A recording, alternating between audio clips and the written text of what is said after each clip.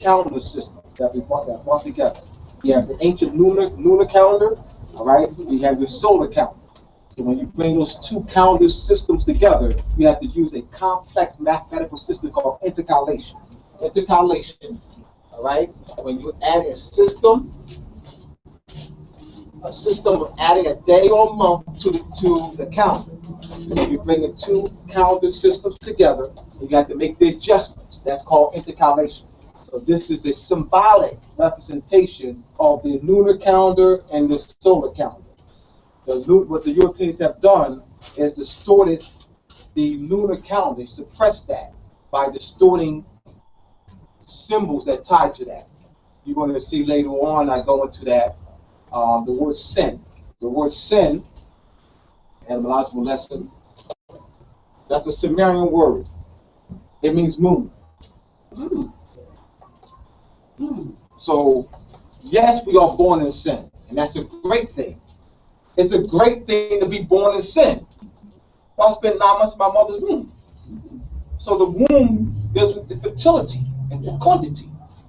So the moon related to fertility and fecundity. So what the Europeans have done, what they've done with many, many words, if distorted its meaning. They took it out of its setting and levin, its setting and time. When you take a word out of its setting and time, the word becomes distorted. So what we're doing with etymology allows me to do is place the word in its ancient, in its proper cultural context. Because you don't study words by, taking a word out of its cultural context and, well, this word means this. All right. Placing it in its cultural context, study the word in its cultural setting. So they took it out of its cultural context. All right? So that's what I deal with.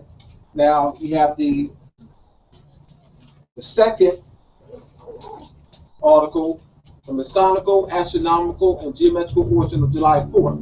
Now, we've been taught that the 4th of July is a European holiday. People say they'll call it European white man, not knowing what white actually applies to us. And I'll go into that as well. The 4th of July is your holiday. The helical rising of Sirius. The 4th of July deals with Sirius, the dog star. The helical rising of Sirius is where the sun and Sirius rise at the same time. There's 0 degrees of separation, conjunction. And that occurs around this time, July. So once again, the Europeans are notorious for taking our culture. And keep in mind, I have no reservation of the Europeans practicing our culture because they have to live too. All right? It's been said, a brother texted me, emailed me, brother in, I don't know whether he's European or Asiatic. And he emailed me and asked and said that he saw me on Sinetta TV. He's read the Masonic Gate, and he said that I hate Europeans.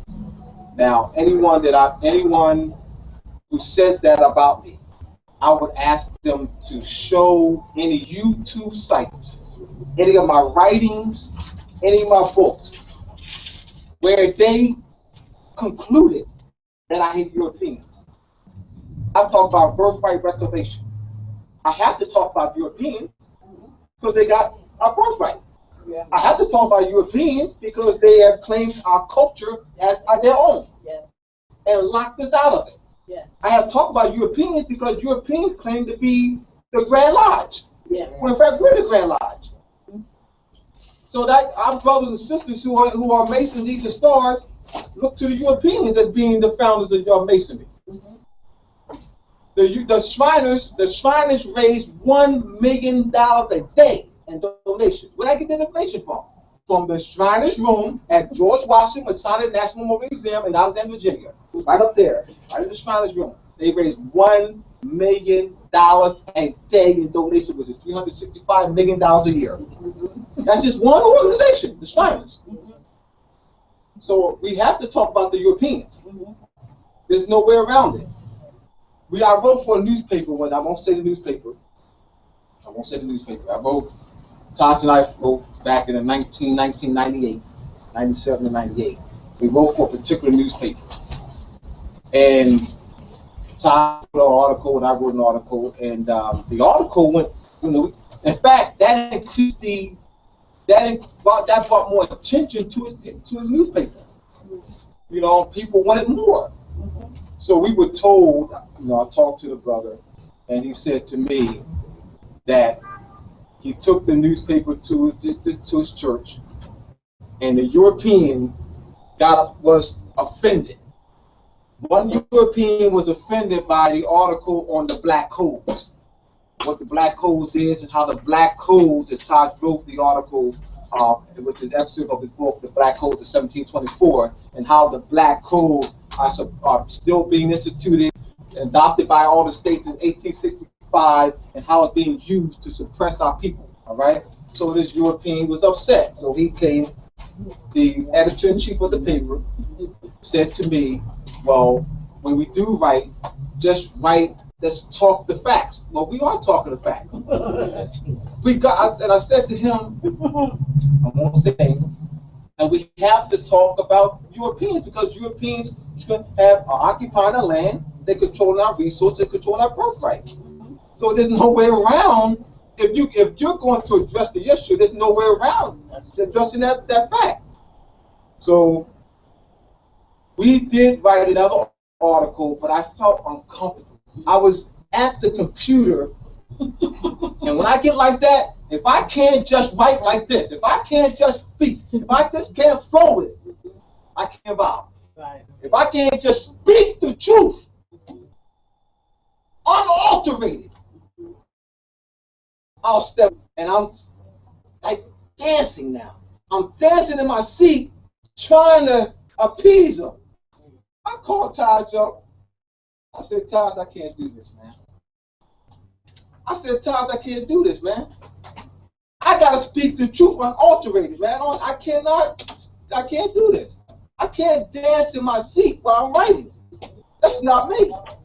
So we wrote the Maz article, and then, we still cool and all that, but we didn't write anymore. All right, so then we came out with the I'm Rockin' Star, shortly thereafter.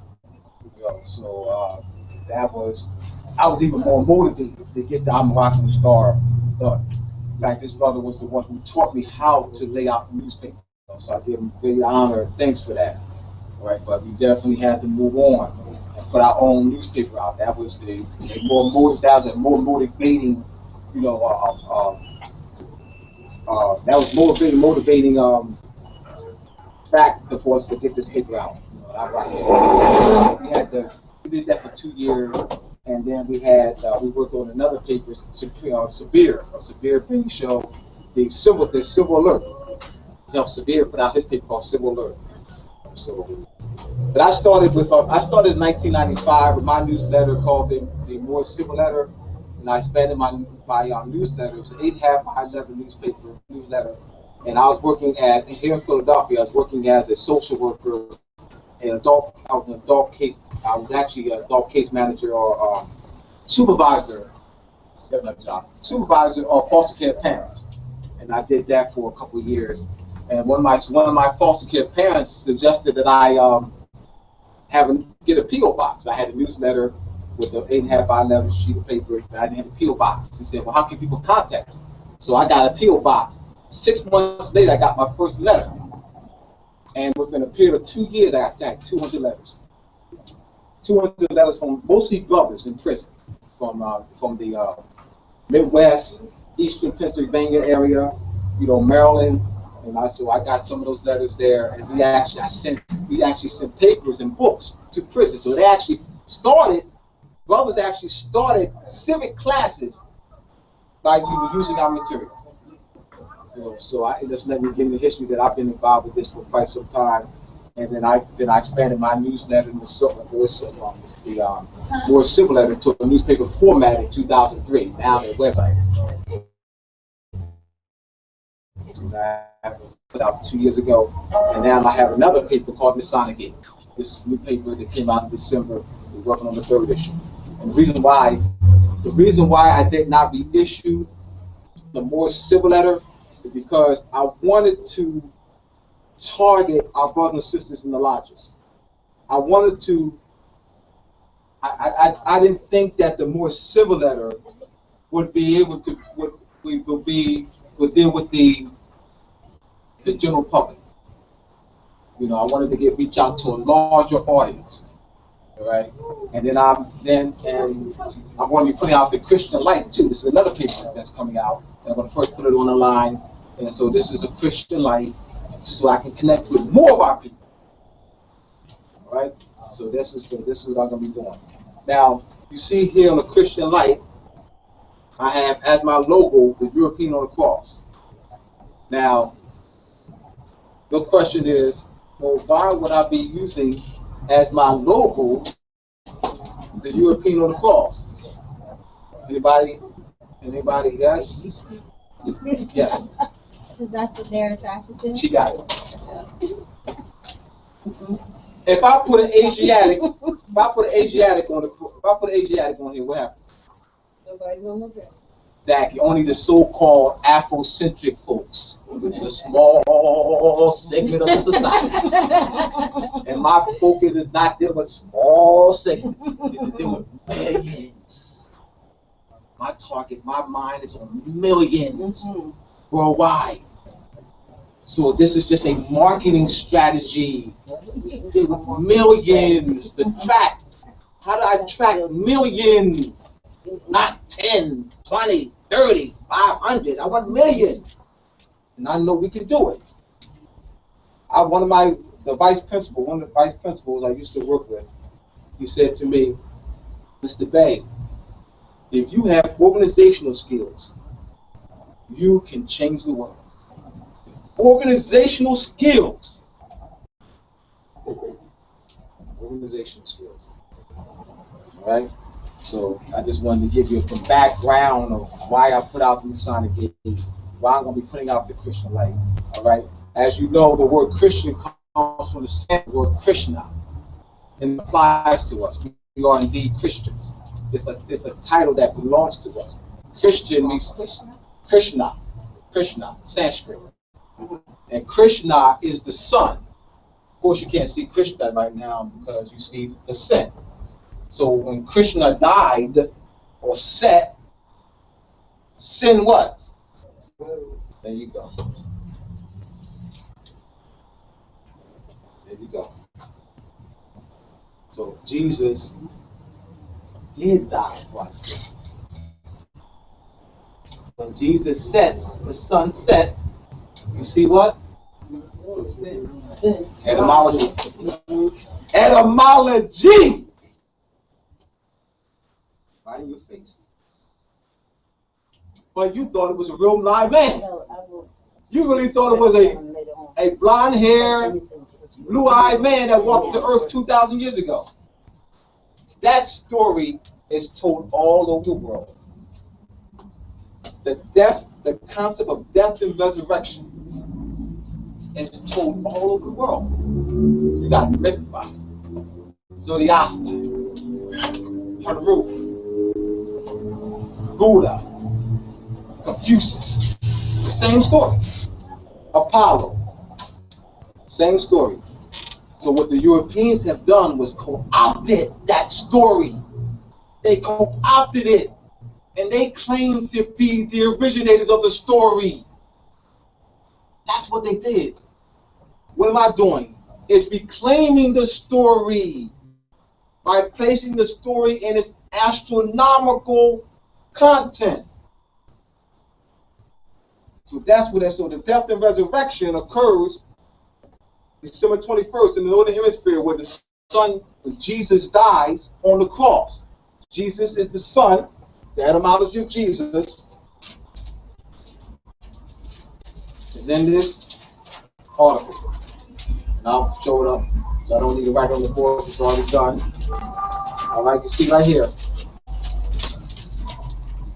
That gives you the etymology of Jesus. The Phoenician, Babylonian, we'll pass these down about Phoenician, for those who don't have it. Phoenician, Babylonian, Canaanite, and Egyptian form. So what they've done was they distorted, they transliterated, not made up. Europeans don't make up words.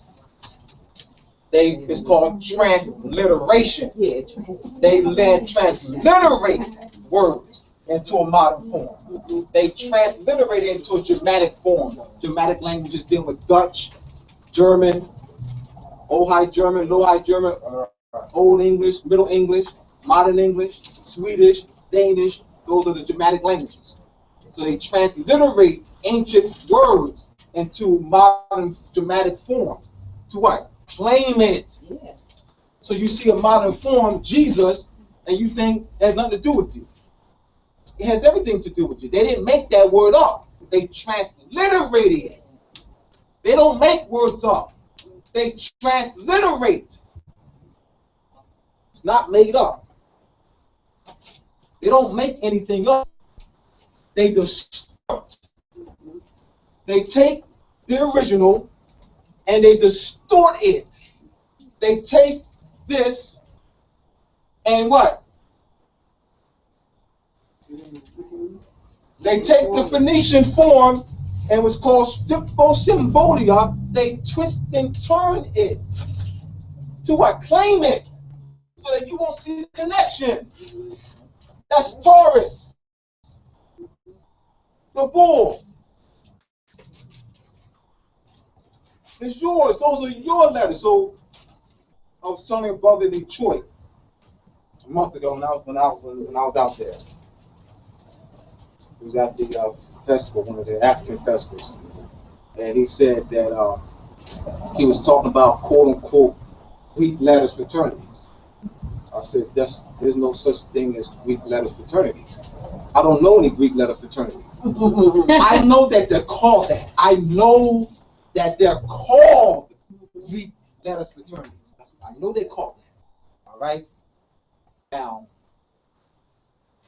George G. James, in his book Stolen Legacy, states that the term Egyptian, that Greek philosophy is a misnomer. That Greek philosophy is a stolen Egyptian philosophy. As is quote unquote Greek letters is what? Phoenician Egyptian letters. That's what I mean that there's no Greek letter fraternities. They're Egyptian letter fraternities. And believe me, that makes all the difference. Why do they do it? Why do they do it if it doesn't make a difference? And there's no doctor has ever taken the Hippocratic Oath. Tyson, this guy's a fool. These doctors take the Hippocratic Oath all the time. No, they don't. I know it's called the Hippocratic Oath because they're stealing it. That's part of stealing it by putting their names on it. It's called the Imhotep Oath. Hippocrates said that Imhotep is the father of medicine. So these Europeans are lying on Hippocrates. They're lying on Hippocrates. Because Hippocrates never said that he was the father of medicine. They lying on Hippocrates.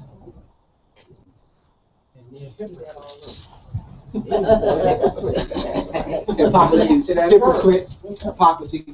the root of the word. All right. So just going to give you some, just preparing you. All right. Let me give you this etymological lesson. All right. Now we're going to study words by family.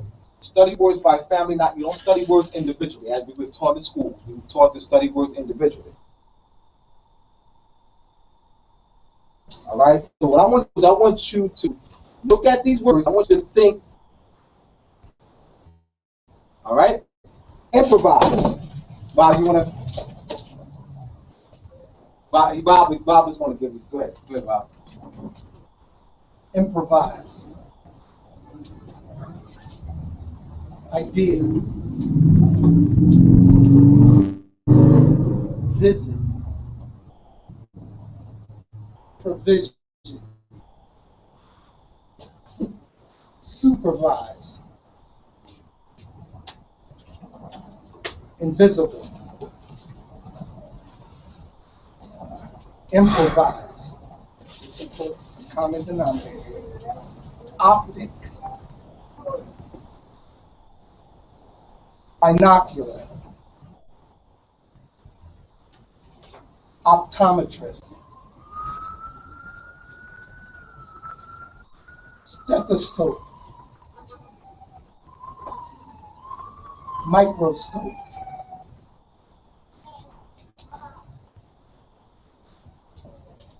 again, telescope, conspicuous,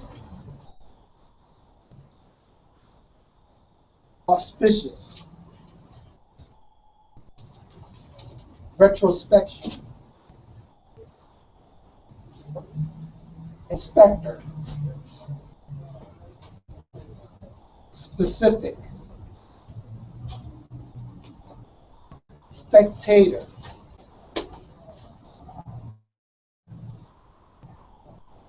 introspection, spectrum, wise, witness, wisdom, videography, video, evidence, and to improvise. All right, is it? Yes. All right. What is that? What do these words have in common? It had something to do with sight, scope in terms of the Sight. perspective, sight. Sight. Improvise, you change, introspection, Sight. the sight. All has Sight to is do sight. with- Sight. That's the sight stance. You see. Yeah. Because the group word and improvise is VIS, which is C. All right, so here we go. All right. Eyes, visual. We have spec,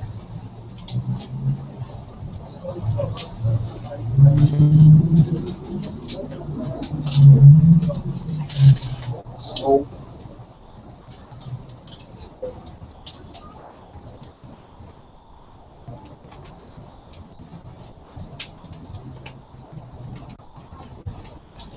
this is the Indo-European root. All right. I'm going to go and explain that. So we have SPS, spec, scope, WID, WIS, VIS, WIT, VID, and ID.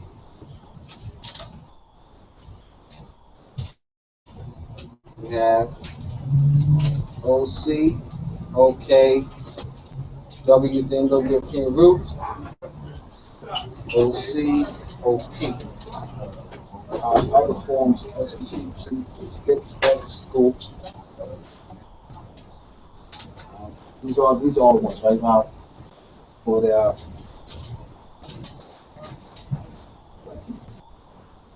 yes, 10. All right, so these are 10 root words. 5 here, 3 here, 5 here, 2 here. 10 root words. And they all have the same meaning. From 3 different Indo-European roots. All right? Now, this book here is the origins of English words in the cursive dictionary of Indo-European roots. Now, there's a dictionary called the American Heritage Dictionary of the English Language. The American Heritage Dictionary of English Language. And that book, on the back of the book, I didn't bring the book with me. Bob, you have your book? Yeah, are you parked? All right. And the back of that dictionary is the Indo-European root section. So it's called Indo-European roots. You see here. Bring over this book up. Indo-European roots. So the Indo-European, so you start. These are families. So this is the family. This is the family. And this is a family. All right, spectator. All right, conspicuous, telescope, microscope, wisdom. All right, vision, visionary, witness. All right, video, idea, idolize. All right, that's come from the Greek. This is what? Binocular, optometrist. All right, so these are 3 families of words And these three family words have the same meaning. So you study words by family. So if you were to look up the word, say, spectator in the American Heritage Dictionary of the English Language, it will have this.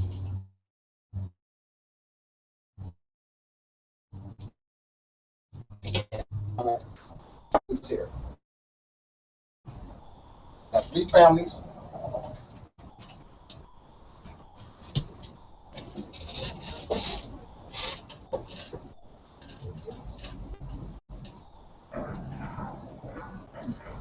Spectator. All right.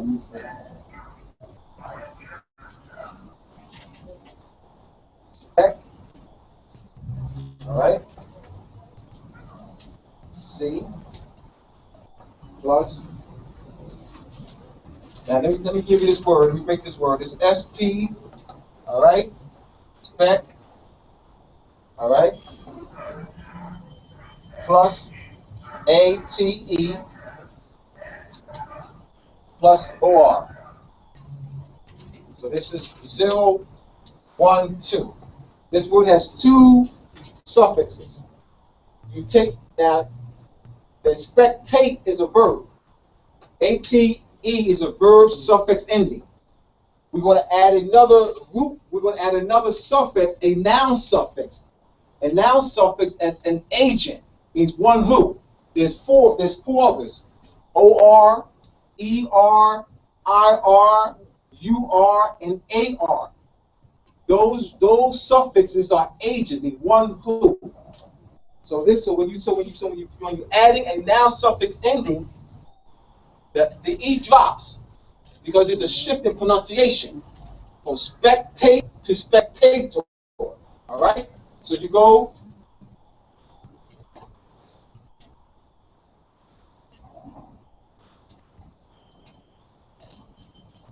It'll say C, right? In appendix, C in appendix, S, P, K. This will be in bold-faced print. Bold-faced print in the American Heritage Dictionary, not Oxford, not Fulton Wagnalls, the American Heritage Dictionary of the English language, because it has the Indo-European root section, right? So say C spec, which is the Indo-European root. So you go to the Indo-European root section of the book, right? And then when it places that word spectator in its family of words. So by looking up the word spectator, you now place the word in its family. And it's what? Thousands of words. Thousands of words. But the complete list is not in the American Heritage Dictionary. But I'm saying is that by studying words by family, it's a quick way in which you can build your vocabulary, as opposed to studying words individually. We have been taught this. We've been taught to study words by family. We've been taught to study words individually. So you see the word vision. All right. Well, are there other cognates? Are there cousins? Does vision have any cousins? What are there other forms of the root word? WIS, WIT, all right? What other ones? Envision. WVID, all right? And VIS. Those are other forms. That's how you study. And teaching our children this, they can expand. So now you're looking at Latin word studies. So now you also prepare them for Latin, botany, zoology, multiple languages, because you know that French, Italian, Portuguese, and Spanish are what? Latin languages. All right? So there's a lot of exercises that this is connected to. Absolutely. All right? So I just wanted to offer that to you, all right, before I started any questions? My main part of the presentation. Because I would be remiss if I didn't do an etymology lesson. You are so right. I taught English, and I taught English as a foreign language. And even though during that time, but I taught adults. They were learning, but my African American males felt that they weren't supposed to learn to read and learn English. And I didn't have all this information on board. I want you to know that. Yeah. Now, another thing, this will also help you with ESL. You have children who were born and raised in another part of America, like Peru, which is another part of America, right? Or El Salvador, which is another part of America, or Costa Rica, another part of America. So they come to this part of America, right? And they don't know how to speak English. So what do? Yes. I wanted to ask her, what was the reason for not wanting to learn it? They They just said that men don't have to learn to speak English, and they want to do certain jobs, and that didn't require them to do a lot of speaking. It's like trade jobs. Yeah. All right. All right. I can understand And many of where them they're thought coming it was a from. waste of time. This was also a carryover from the public school system. All right. So And they didn't see a need. They didn't see how it would be applicable, how they could apply it to making money. Making money. All right. Mm-hmm. I understand. I understand. Remember, keep in mind they're adults. So it's a different animal. You're dealing with a different animal here. All right. You're dealing with adults who need to make finance today. They got to pay rent today. So so you got to keep in mind. All right. So they're looking at, all right, if they're carpentry or plumbing or whatever trade, they're looking at, well, how does learning this help me with carpentry? I need to make finance today. I got to feed a baby today. All right, so I'm walking in their shoes. Yes. So let's walk in their shoes. All right, so so I understand that. I understand where they're coming from in that. All right. It's not about always agreeing with things, but also understanding, walking in the shoes. I really do understand that. I really do. Because they got to eat today. So they've seen that this is not going to help them eat. It's not going to help them feed their family today. So they got bills today. Yeah. All right? Whereas a child is it's a different animal. Somebody's, my daughter, 7 years old. She's not worried about paying no bills, right? All right, so she needs to learn this. All right, so she would not be in that mindset of I don't need this. All right, so all right, adult education is different. You're dealing with different. When you're dealing with adult education, you're dealing with different dynamics. You cannot. Have to pass certain tests. I understand. I understand. I understand. And you got to pass certain tests, and I'm with that. But would you agree that we have people that are dyslexic, and individuals that in our community that have been dyslexic and read automatically, they see the words from right to left, but by using this and actually breaking the word up entirely, that they get to see more out of the word. That's not my area. Okay. Of dealing with dyslexia, so I cannot. But just saying in general, what you're showing that someone could use that in that process. I can't respond to that. I learned that if I don't know something, I don't have experience in that area, to say it. That's right. Because I don't want to be on tape giving misinformation. That's the worst thing that any speaker could do, is give misinformation, and I don't have experience in that area, dyslexia. So even to speak on it or whether how this, I don't know. And I'm comfortable in saying that. Because I'm not going to give misinformation on tape. Or if not, if I wasn't on tape, I still couldn't say this. Right? Right. So, right. Any other questions? No? All right. So where's the next slide? Another thing too, ESL. All right, let's go back to what I was saying. Now, you have, and I help some ESL teachers, English as a second language. I help some ESL teachers with this. And you have what's it called, English is quote unquote English and Spanish cognates. And there's about 35 3,500 sets of English and Spanish copies. So if I was teaching ESL, all right, children who were born and raised in Costa Rica, all right, they come to this part of America. What I would do is start off with English, Spanish copies, restaurant, restaurante, apartment, apartamente, and you'd be surprised. Etymology has helped me tremendously. How much they already know. See, the real issue is that they don't know how to read. See, they already know how to read Spanish. They wouldn't have a problem. The problem is they don't know how to read Spanish.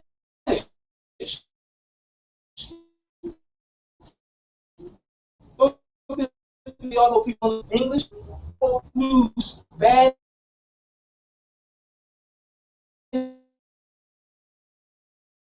grammar. They're illiterate. That's the problem. They don't know how to read. They don't know no Spanish grammar. All right? So what I would do is you start with English, Spanish cognates. Take them from what they already know. So they know the word restaurante. All right? Restaurant. Apartment. And there's 3,500 sets of those. 3,500. And when I showed the head of the ESL department at the school when I was working, he was amazed. Remember, he's the head, and little old me, he's the head.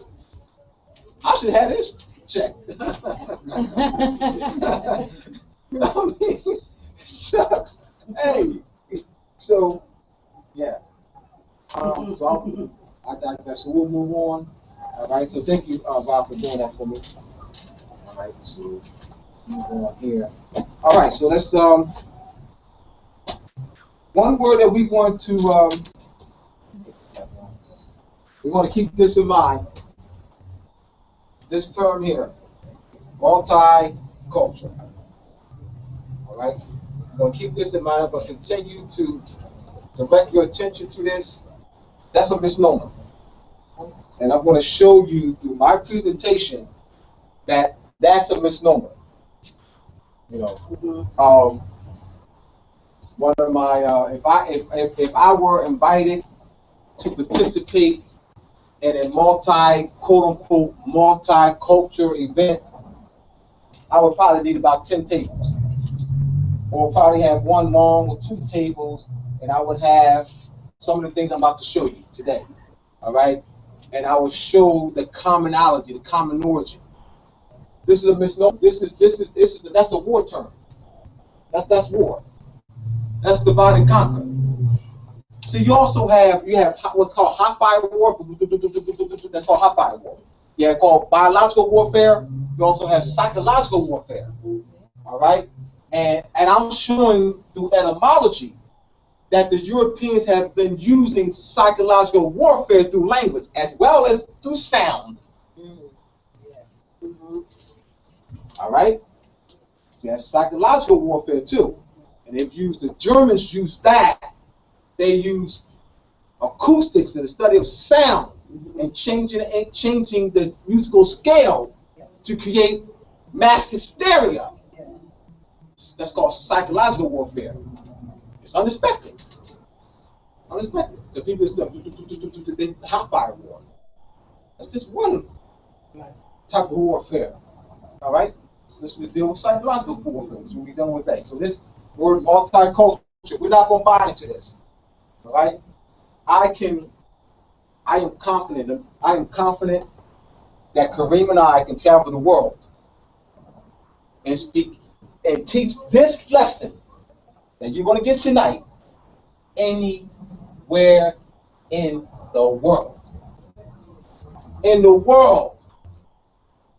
Because we would not be going to China saying we're going to be learning, we're going to a different culture. We would be going to Hindustan and say we're going to be dealing with a different culture. We would be going to Egypt and say we're going to be dealing with a different culture. We've been going to Mexico and say we're going to deal with the culture. Nigeria, France, England, Ireland, Germany. No. It ain't no. This is misnomer. Different culture. You're going to get it. After tonight, this is going to be out your vocabulary. And that's going to be out of your vocabulary. If it's in your vocabulary, you want to say that it's distorted. You want to explain to whomever you're speaking that it's distorted. That's divide and conquer. Because different should never be placed in front of culture. There's only one, and one civilization. The Europeans have created this paradigm to divide us, the human family, against each other. So we see, that different family. Different. No, same family. When I taught ESL, I had brothers and sisters from Cambodia, Vietnam, Haiti, Puerto Rico, and they were amazed. They were amazed about my understanding. They would come in with shirts and different symbols and stuff, and I never saw the symbol before in my life, but I can read it. They said, "Mr. Bay, how do you know that?" I understand symbolism, and I don't buy into this. So my mind automatically goes to, what's the commonality? What's the common meaning? I don't go different culture, multiculture. I don't think like that. I don't think like that. So I will fit very well into China. In fact, within 1 month, I'll be teaching. I go to China, in 1 month, I'll be teaching. In 1 month. You don't know the language. Well, y'all may know English. Y'all may know English now. Y'all may, when he was with the Houston Rockets, his rookie year, second year, he didn't know English. They had what? A Turk bench with him, didn't they? Didn't have the Turk on the bench with him? Right in the huddle, right? When they had the huddle, they had the interpreter right in the huddle with him. Little man with glasses on. He knows English now, so what? I can have an interpreter. And speaking to Chinese, have an interpreter and give the same lesson. That's how confident I am. And etymology has taken me to that understanding. All right? So I trust to impart that onto you. All right? That if you go to China or anywhere in the world, you're home. I did it. And you ain't thinking that you kill some different culture. You're like, oh, well, you're base. And man. All right, so let's get the party started. All right, so this is my book that I'm working on. Hopefully have this done. Where's Tyson at? November toy. She told me those. I've given so many different dates, all right. But I'm close. I've been working very hard, all right. So this is More to Masonry. It's a 400-page book, all right. I have 5 chapters. And it's really over the past 2 years I added the 4, because the first chapter was supposed to be the entire book, and I added 4 chapters to make it more comprehensive. All right. Next one, all right. This is my logo, and you see I have astronomy above it and geometry below it. And the reason I did this, I had my webmaster help me design this. I wanted to place the compass of square in its astronomical and mathematical perspective. Because brothers and sisters in the lodges do not know what this compass square represents. So I'm using the word astronomy and geometry to what? Stimulate the cellular memory. Stimulate the cellular memory. I know that we already know it. See, we can't learn to be intelligent. That's a misconception. Yes. You don't intelligence not learn. Right. You don't go to school. In fact, going to those European control schools makes us what? Yeah.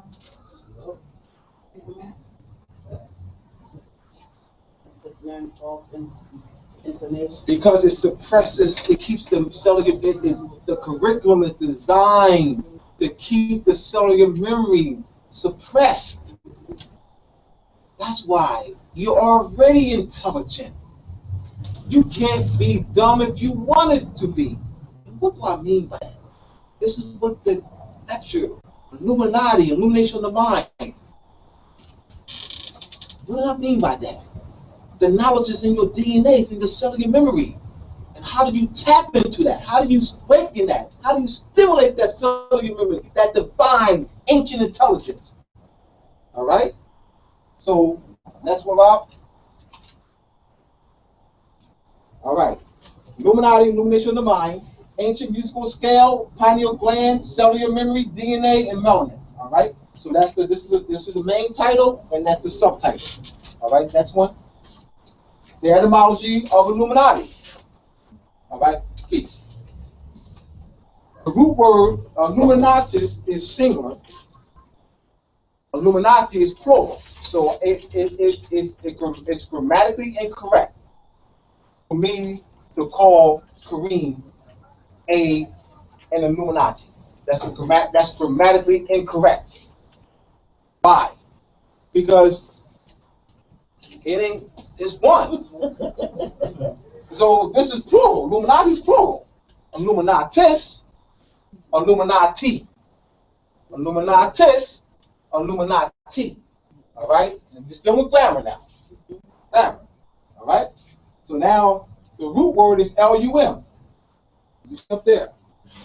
And LUM means shine. The prefix IL is a form of IN, which means upon.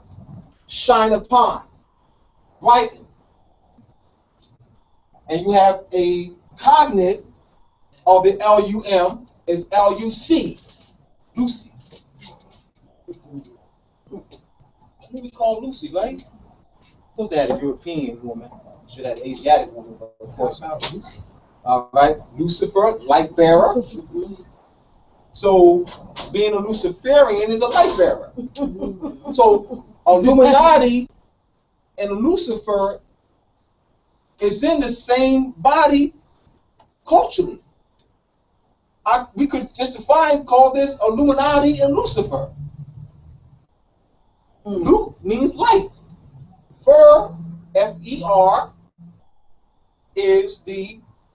means bear or carry. The Indo-European root, all right, is B-H-E-R. B-H-E-R is the Indo-European root. All right, this is another Indo-European root, B-H-E-R. Indo-European root means bear or carry. All right, so you have what? The Greek as P-H-O-R, P-H-E-R. All right. You have Latin, F-E-R. You have English, B-E-R. Same family words, right? Greek form, Latin form, English form. Indo-European root. So Lucifer, light bearer, and they refer to Lucifer as Venus is the brightest planet in the sky. Sirius, the dog star, is the brightest star in the sky. All right, so Venus is called Lucifer or light bearer, or you yourself is a Lucifer because you bear that light in your cellular memory. All right, you are Illuminatis. All right, and I know this is what the lecture here is for, is to demystify these words. So we hear the word Lucifer, we tense up. Man's called me. One thing to you about this. The reason why Venus rises up before the sun. Mm-hmm. So when Venus is seen, it's announcing the soon arrival of the sun raising up. So that's why it's called the light bearer, because it's bringing a message. It's saying, well, like the sun is getting ready to come up. You know, like I'm letting you know. Yes. It's called the, we have also the evening, it's called the morning sun, the morning star. So the bright and morning star. Bright and morning star. Even though the planet is referred to as the bright and morning star. Thank you for that. All right. So, next one, Rob. All right, we have Archo-acoustics. We have a foundation called Old Temple Study Foundation, and a research group called PEER, which is Princeton Engineering anomalies research, are pioneers in the field of archaeoacoustics, merging archaeology and sound science. Ancient architectural acoustics resonance patterns and regional brain activity. Acoustics properties of ancient structures may influence human brain function. This research group has been studying ancient sites, ancient temples, and been studying the acoustics of these ancient temples and how the acoustics can activate the brain centers. Now, I always wondered why a lot of finance was put into cathedrals, these huge buildings, and people are starving, and I understand it now, because it deals with the acoustic sounds. You have those who do study acoustics, they're actually part of building those huge cathedrals. So the Europeans, all they're doing is duplicating our ancient sciences. So we're looking at how to activate this, always looking to activating the higher brain senses. Everything that we did. Next one. All right, you have the institutionally imposed frequency A440 hertz. Now the A440 hertz is where the instruments are manufactured. When they're manufactured, they're tuned at 440 hertz. Now the A432 is the ancient scale, and so the Europeans, the Germans, actually used this to create mass hysteria. They suppressed the ancient musical scale and came up with this modern musical scale. The do, re, mi, fa, si, la, si, do is based on the 12 musical scale format. And so you have a difference. The difference in the ancient musical scale and the modern musical scale is the tuning of the instruments. Now, I've read that Bob Marley and Jimi Hendrix had their instruments tuned at 432. So that's something that I read here, and also another brother confirmed that for me. Bob Marley and Jimi Hendrix. John Coltrane too. In fact, Mike told me about Mike Bay told me about John Coltrane 7 months ago. So John Coltrane too. Yeah. Of A432 hertz. Everything's based off the A. All right, A432, which is the ancient scale. Then you have now today it's A440. Everything's based off of that. And we're not talking about lyrics. We're not talking about lyrics. We're talking about tuning of the instruments. All right, yes. Is that true that they use sound frequency to create pyramids and chemicals? Yes. Part of it? Yes. As far as the lifting the stones. Yeah. Yes. There's ancient studies on that. So sound, we did a lot of. I'm doing a lot of study and finding the amazing things that we did with sound, and vibrating and increasing the levitation and levitating the big huge boulders with sound. Well, one of the things that I found out in my research with food is that each food has a frequency. Everything has a frequency. And so the live food has a higher, different kind of frequency than the post-processed or animal or dead stuff. So, that's another information that they left out and to inform us about how important it is to what we eat and our vibratory rate of those frequencies. Absolutely. We'll move this fan a little closer. Just help me out here. Move this fan a little closer. I'm fine.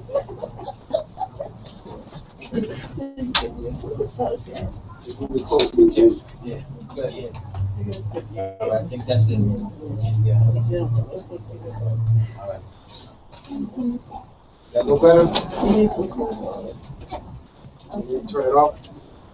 No. It's hot in here. What about the windows are? Oh.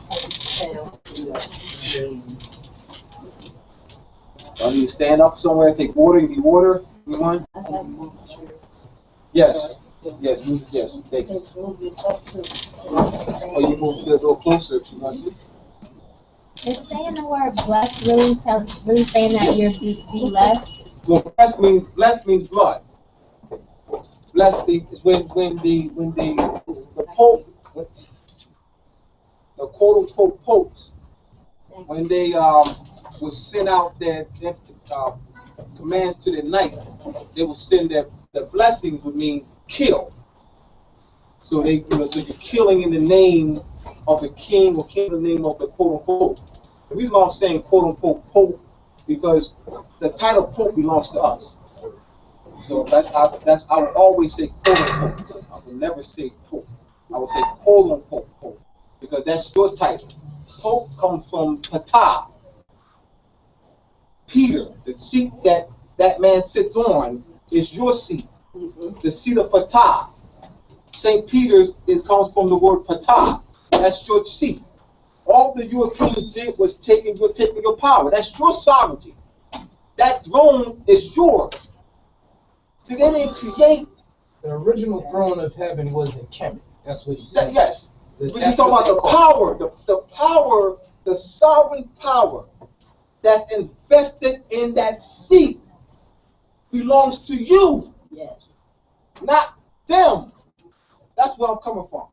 Regardless of where it is, I'm talking about the sovereign power, what they're exercising is your power, not theirs. They didn't create some church institution no. It was the transfer taking over, not a creation. It's not an establishment. They didn't establish some political order outside of you. Their political order was already established. They just took over. That's where I'm coming from. And you can see that with they're wearing the stuff. The cross keys of Chaldean. You have your headdress, which is the form of a mitre, which is the fish, symbolizing fertility. The garb that they wear, it's all yours, right in front of your face. They're that confident that you're asleep that they wear your own stuff in front of your face. They're that confident. Wear it right in front of your face. And you say, man, look what that man Pope is wearing. Man, look at their stuff. Look at that stuff. So I come wear it. Man, why are you trying to wear that stuff? And they laugh at you right behind your back. And don't forget the jewels, the diamonds, and everything. And everything. And the staff with the pine cone. We're going to continue. All right. Zirconian diamond. Zirconian diamond in the human brain, which when activated can create a wireless transmitter. The zirconian diamond can be found in other species too. Birds use a sort of GPS device that assists in the navigation process as they travel great distances on their migratory routes. Where can we find this? Is this in your new book or is this? You can Google this. Oh, okay. And I'll even have this in the book too. You can Google the zirconian diamond as well. Thank you. The pineal gland contains zirconian diamonds similar to that used in a radio that can literally function as a transmitter device. What I found is that they're doing a lot of research on melanin, and particularly the melanin and how it being a semiconductor, and that the melanin that they use in doing research for cell phones. All right, we're very powerful people, you know that, and melanin has not been understudied. They have not exposed the study of melanin to the general public. Right. They've studied melanin. I mean, they put a lot of money into the research of melanin. It's just not been exposed to the general public. Right. All right. So the cell phone are patterned after your body. The technology that's used in a cell phone is in you. You are living. The melanin that everything that's in creation is based on you. Yes. When I was at work, this woman, she was singing a song, and then I was saying something in my head, and then she said, "I thought you were singing," like, but I didn't say anything. But I was thinking it. See that? It's called telepathy. All right, because the melanin is a communication. You know, they'll even have what's called bandwidth. They do a study on bandwidth in relationship to melanin.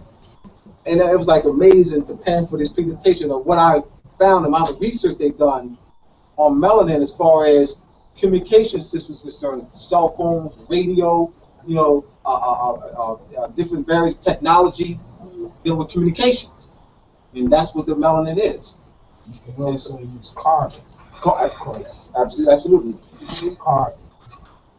Right. Look at it on a periodic table. And then I always wondered when I was a child why birds were able to travel down south. I never knew that.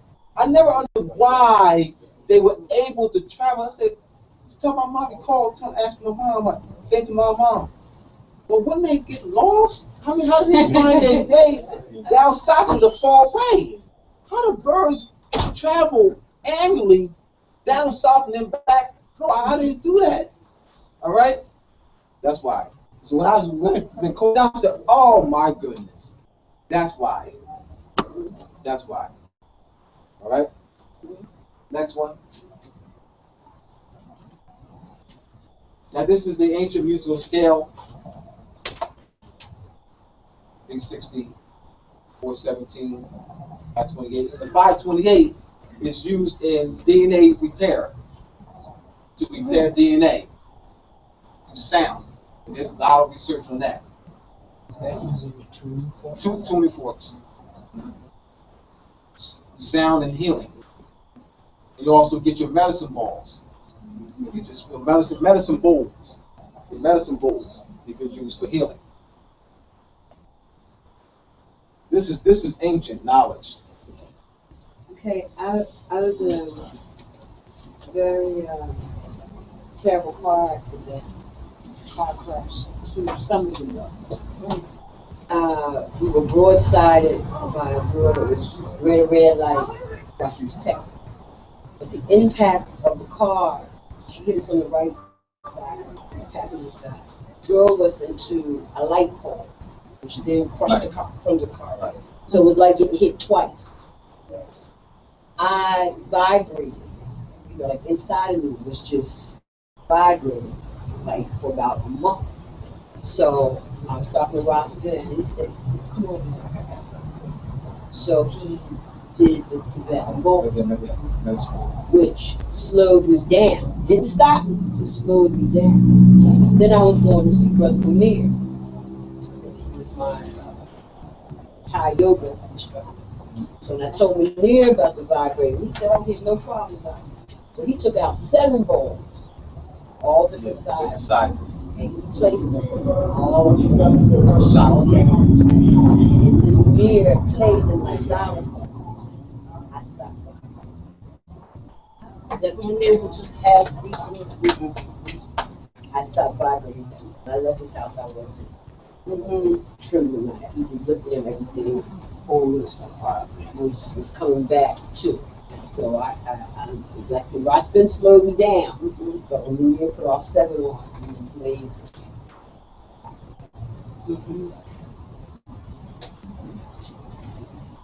Another one. Next one. All right. This is the seal of the Illuminati. Now the question is, who are the Illuminati? That is the Illuminati. That is still the Illuminati now. Now, who is the Illuminati?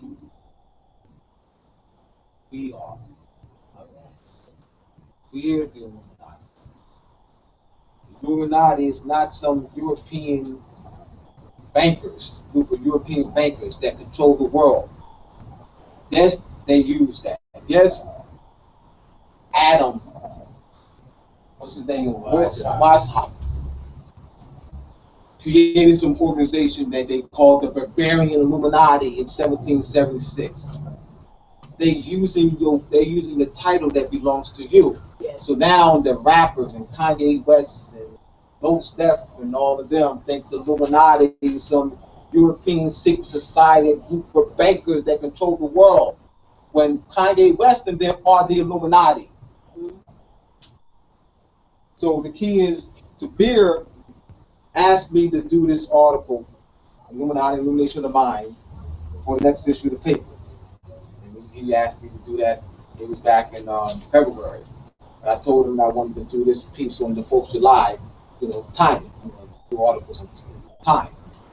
So I said that I would promise him that I would do this Illuminati, Illumination of the Mind article for the 3rd issue. And I thank the brother for even having confidence in me, to do this article. He felt that this article will allow him to connect with a lot of the youth and the rappers. I interviewed him, and he doesn't think that it will have much impact on the rappers in the major industry like the Kanye West and them, all right, because they're already, under pressure by the Europeans. But he thinks that it will have a lot of impact on the youth, all right.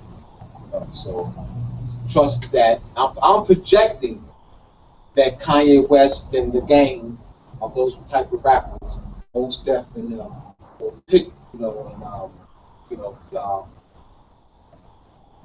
Ice Cube and the rest of them, and Lauryn Hill, that they will pick up on this article and use the word Illuminati as an ancient culture context.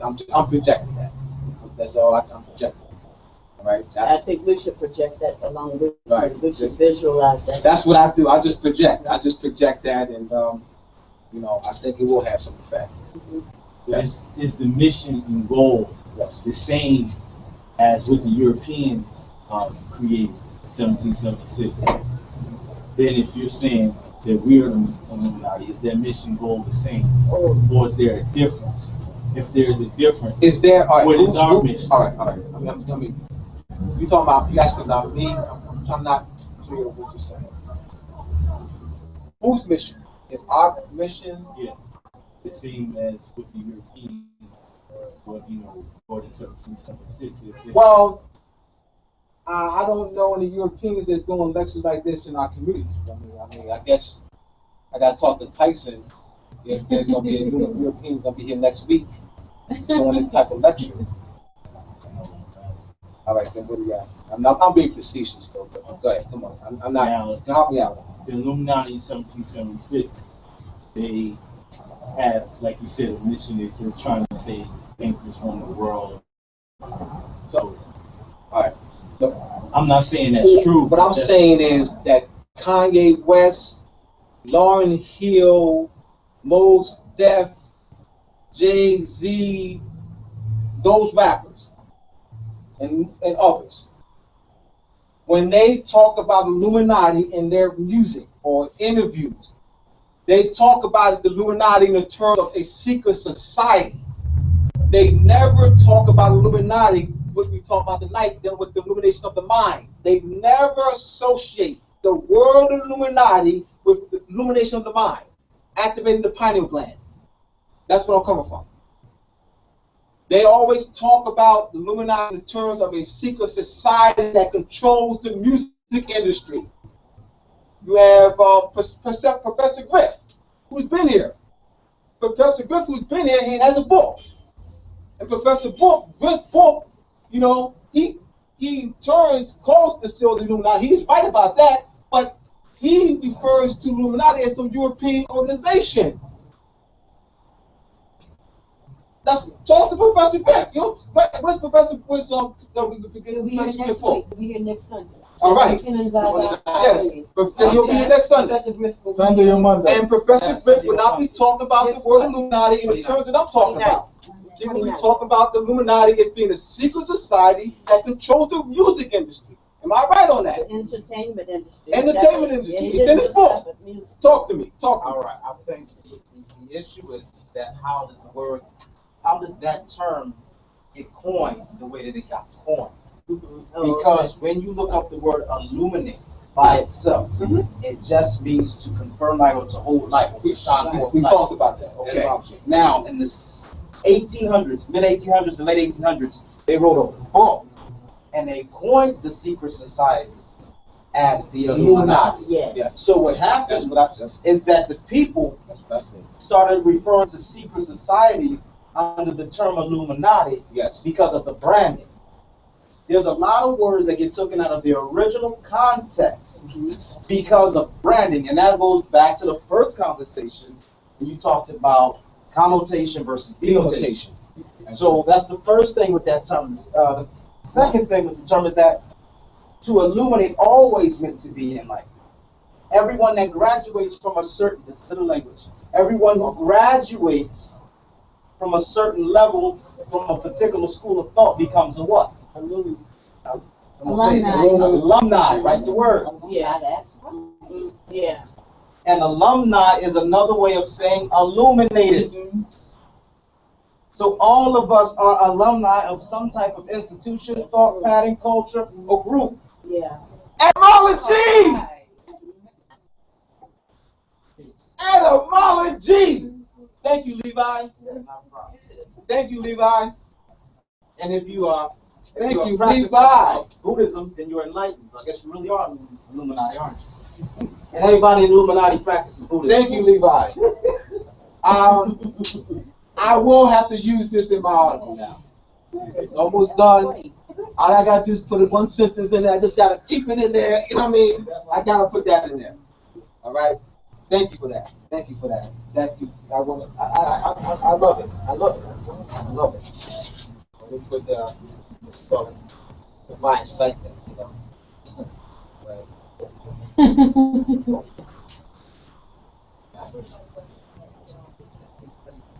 All right. So this we're talking about. Right? Alumni. All right. You know that's plural. Then you also have deal with grammar here. You know, plural, singular, and also gender. You're dealing with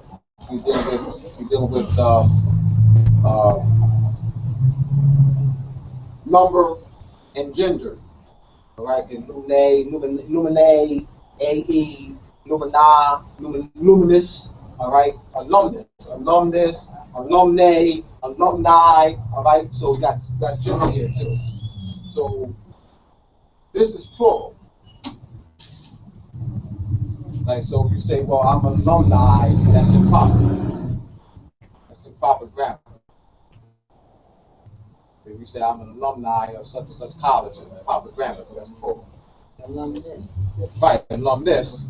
Now, if you're male, female, then we looking at gender again. See, we looking at, that's why I was talking about that we talked about grammar back in 2007. We was at Hakeem Bookstore. Right on 52nd Street. We had already finished the course. I was told that we understand grammar as well. All right? So, there you go. There we go right there. All right? So this is, so looking at the Illuminati, all-seeing eye, and we're going to go on to that. Our next one, continue. Looking at the time, too. Time. All right. So there's your apron there, and you see the all-seeing eye. All right. So let's talk about the apron. The apron covers the lower three chakras, and we have a lot of brothers and sisters who are in the lodges but are not given the ancient philosophical and cultural meaning of what they have and what they are presented with. You know, so they just they wear the apron, but don't understand what it means. So this covers the lower three chakras here. You have no seeing eye because you're going to ascend to that. You're going to ascend to that illumination. All right, so that you become an Illuminatus or a Lucifer. All right, or a light bearer. All right. So I'm also placing the word Lucifer in this demystifying Lucifer. You know how when you're so used to thinking one way, how do you develop or condition yourself to rethink the correct thing? Though you know it logically, you still find your body in the habit of thinking that wrong concept. It's like when you run 100 meters, you gotta slow down. Great question. You know? All right, I can only talk about how I did it. Just a constant, you know, reviewing of it, just saying it, you know, reminding yourself, all right, Hanging out with people who are aware. hanging out with people who are aware. Becoming aware. Yes, Mm-hmm. yes, right, so that you can, you know, get that language down. Right, it's a process, but definitely hanging out with people, other people who are like mine. We have, is this your mate right here? Yeah. There you, I mean, hey, Okay. I mean, there you go. No, I mean, all right. Let me say this: because you have him, it'll make it a lot easier for you because you're not gonna be battling with him. You know what I mean? Yeah, you talking about that Illuminati stuff. Get out of here. That's real. I mean, that's real. Or it's the vice versa. You know, if the man is conscious and the woman's not, it's you saying that. The man. So, you know, come on. But because he's becoming Illuminatus, becoming enlightened, all right, y'all can support each other. So you got it easy. No, I'm serious. You know, I'm serious because she's not going to be putting you down. Man, get out of here with that Illuminati stuff. Where you going? You know. All right, so there you go. All right. Next one. All right, Truman. Former President Truman is wearing your apron. Wearing your apron. And like I said before, I don't have any contention, any issue. The Europeans practicing our ancient culture. I have no. The problem I have with Europeans is claiming that they're claiming to be the founders of it. Yeah. That and locking us out, and then we gotta bow down, kiss their butt. You know, that we need their permission to wear our fez, need their permission to wear our apron, we need their permission, you know, where they control the finances, where they use our culture to generate billions. Thank you. That's the problem in locking us out. They control the revenue stream. They commercialize our culture. They commercialize Christmas, Halloween, Thanksgiving, Groundhog Day, 4th of July, Valentine's Day. They commercialize and generate billions.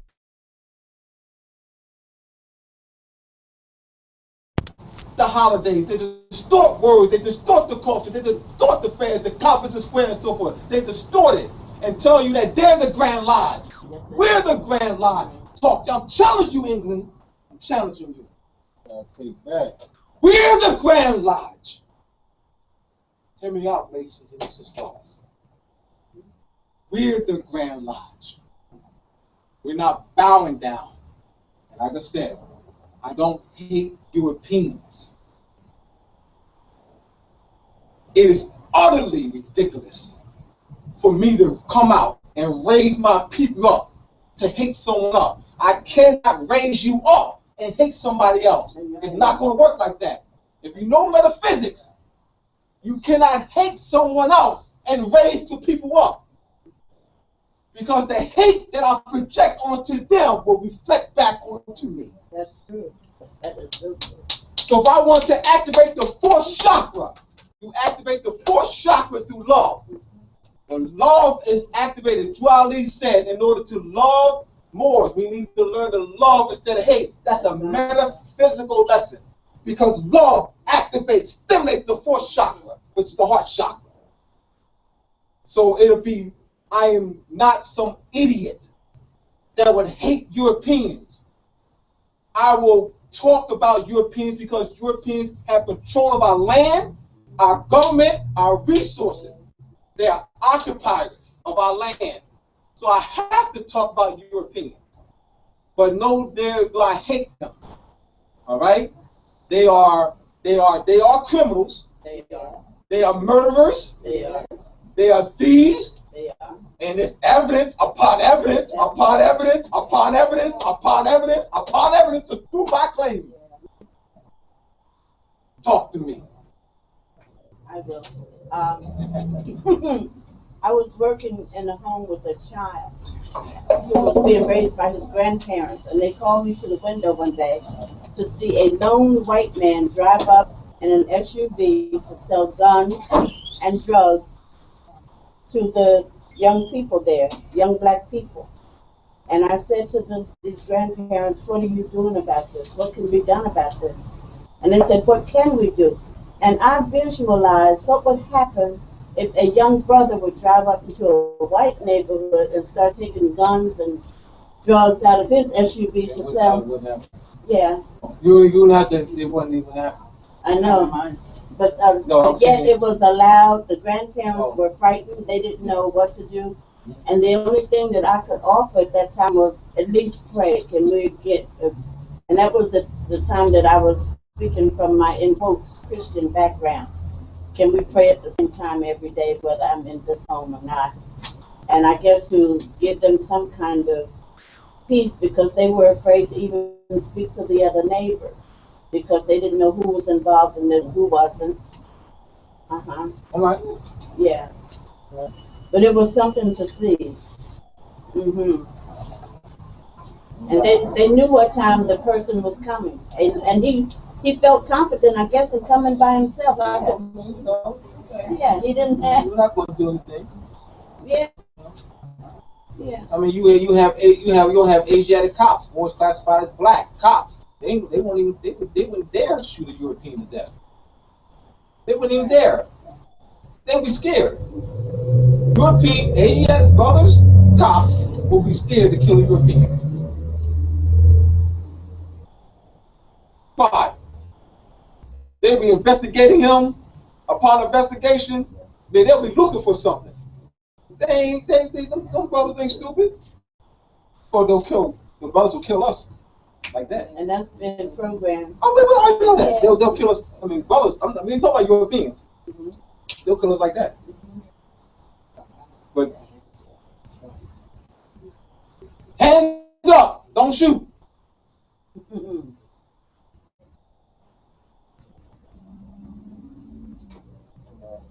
Next one. All right. Well, Illuminati, it's been said that the Illuminati. Hold on. Oh, it's time to go, y'all. Time to get up. Wake you up. Wake up. Like Lee said. Wake up. Wake up. Wake up. Smell the coffee. Okay. It's hard. You're gonna see that. All right. That's well, it's been said that Illuminati are double worshippers. All right. Well, I trust that the Illuminati become double worshippers. You know.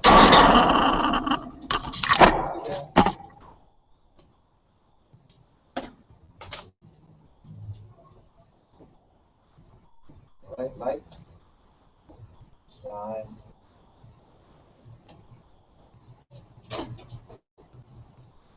Next one, Rob, so I get a clear picture. Next one. All right, there we go. Y'all seen that before? Yeah. Y'all seen something like that before in movies, Hollywood? All right. All right. What are your feelings? What when you see an image like this? What type of feelings do you have? Evil. Well, that's not a feeling. You know, you're saying. How do you feel? Scared. Scared. Powerless. Like he's trying to intimidate you. Give me some feelings though. What? Powerlessness. You're in a movie. You're watching this. Like you want to control you, or make you feel. Well, how do you feel though? Makes you angry. Angry. This dude is crazy. Yeah, I don't He's think trying to bother me psychologically. Trying to bother you psychologically. All right. Someone back here said powerless. Did you hear? Powerless. Because they make the devil seem like something you can't get away from. The devil is something that you can't get away from. Like he wants me to be afraid of him. But Like he wants me to be afraid of him. all right, must be afraid of him. All right. Well, Like it's something I should fear. all right. Now, that's the Europeans' intention to disconnect you from your culture. Continue out. Now, you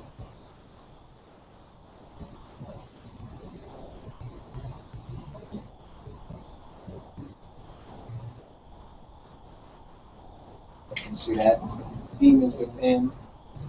Right. Next, Louis. Well, next one. I've seen something like that before. Next one. See something like that. Next one. Like that. Next one. All right. Gold of men, Egypt. So the Europeans took the gold of men and distorted it and made it gory to invoke that fear in you. They took an ancient, divine, sacred image that deals with the lunar calendar and they distorted it. Understand what they do and turn things upside down and distort it. How do they make it? How did they get to that gory image? They took the original image. They began with the original and distorted and made it gory. But its origin ties to the lunar calendar. Any horned animal, the goat, is an ancient symbol of fertility and ties to the lunar calendar, which is the moon calendar. And that's an ancient calendar that we planted. We told, in fact, the word moon means measure. The word moon etymologically means measure, and so it's a measure of time. So we measure, that's the Indo-European root. So we measure time by the moon. We also use Sirius, but we use the moon to also measure time. We planet by the moon. The women's menses, in fact, the word menses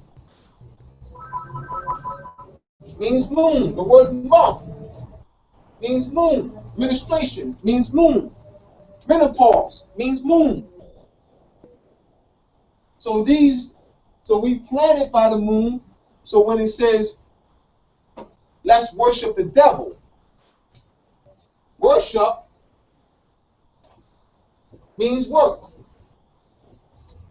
So by planning by the moon calendar, I am worshiping the devil. The devil denotes the lunar calendar. They distorted it. So how do we become illuminated? We have to address the fear.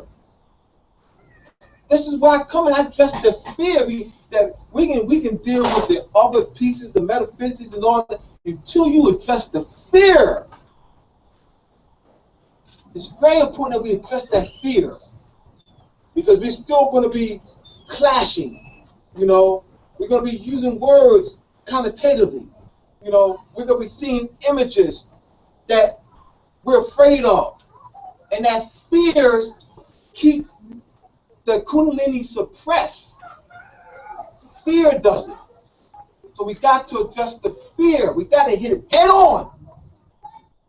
When I did this in Louisville and Atlanta, and I showed the images, the ghost gory images first, and I showed images in the next one. And these images are ordinary goats, showing you where they got it from. Here's the horn. Here's that crescent right there. An ordinary goat. Next one. Ordinary goat. That's your moon right there. Next one. That's your moon right here. The crescent, that's what it relates to. All right? What's that? All right, there we go. There we go. Next one. All right. You see that crescent right here? That's Venus right here. So you have that crescent in the star, the moon, and Venus.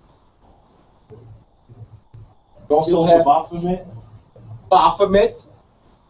The Baphomet denotes what? The lunar calendar. And they distorted it. Made you afraid of it.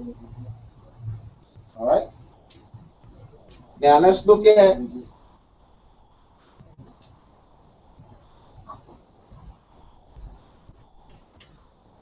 we're showing you right here. We still go back to the word multiculture again. Allah, right? Allah, Jesus. Allah, moon, Jesus, sun. Allah, Jachin, Boaz. Allah, the sun, the lunar solar calendar. Lunar solar calendar.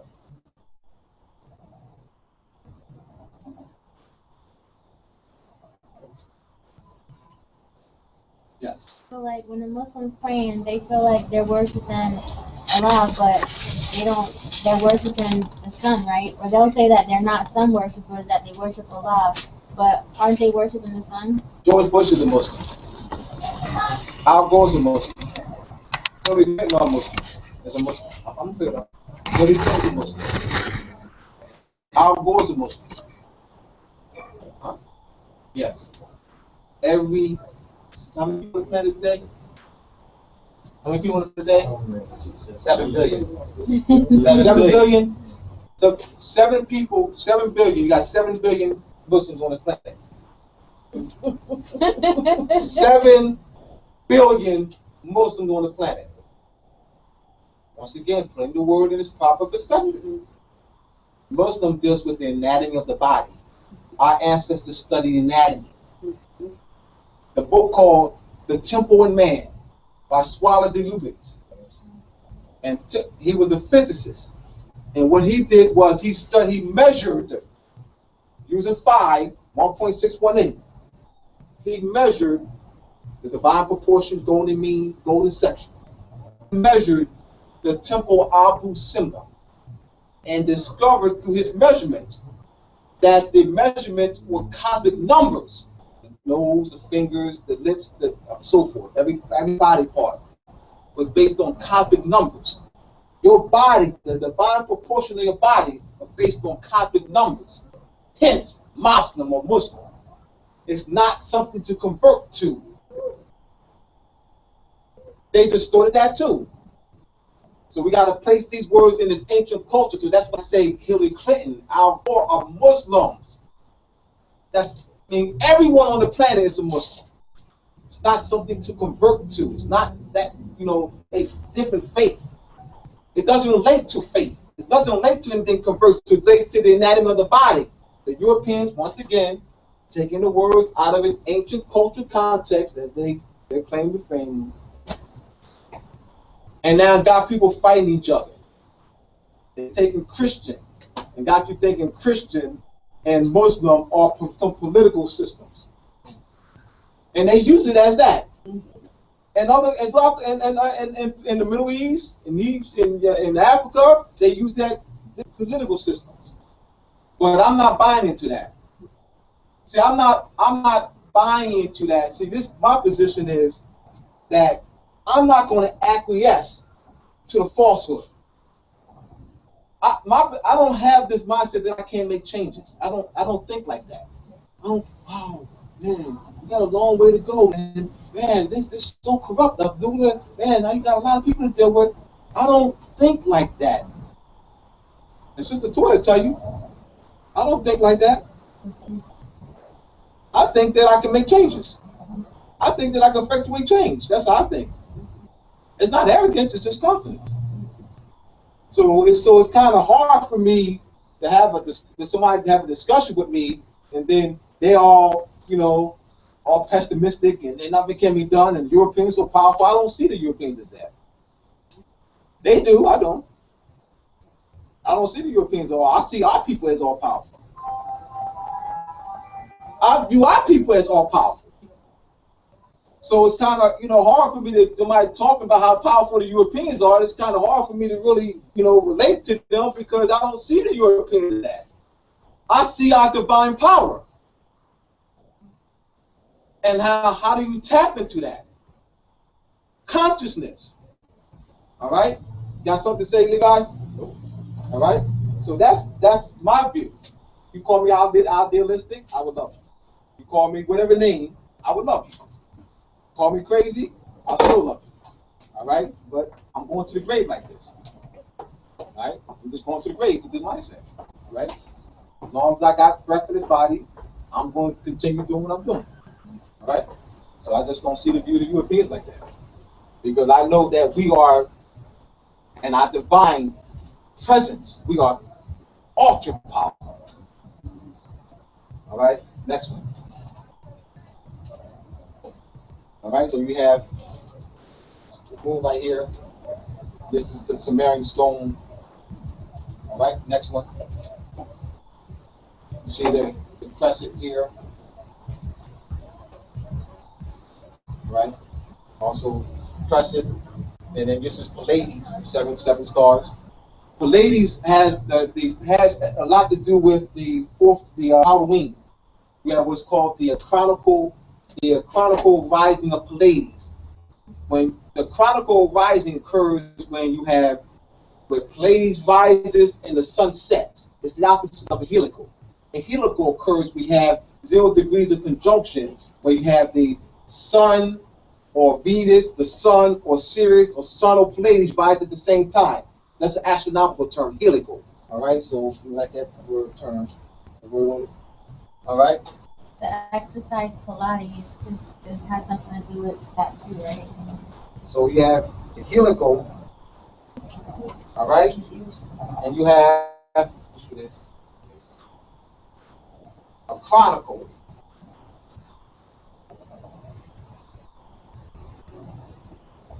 So these are opposites. A helical rising of a planet or star is where you have the star and the sun rise at the same time. A chronicle rising is where you have one sets and the other rises. We have the Pleiades rises and the sun sets. These are astronomical terms. All right? So when you're doing the Halloween, you have what's called the chronicle. Pleiades plays an important role in Halloween. You have what's called the chronicle rising of Pleiades. Also, the reason why the Europeans use for stuff, the pumpkin represents the orange full moon. So an orange full moon, because of the position of the sun in relationship to the moon moon appears to be orange during that time of year. That's why the pumpkin is used. Jack-o'-lantern, the jackal out of Egypt. You use your stuff again. The black cat out of Egypt by Set. That's why the black cat is used. That's by Set. And the jackal out of Egypt. Jack-o'-lantern. Your own culture, right in your face. So now you're thinking that the Europeans are presenting something to you when they stole that from you and making trillions. Now you say trillions off of your culture.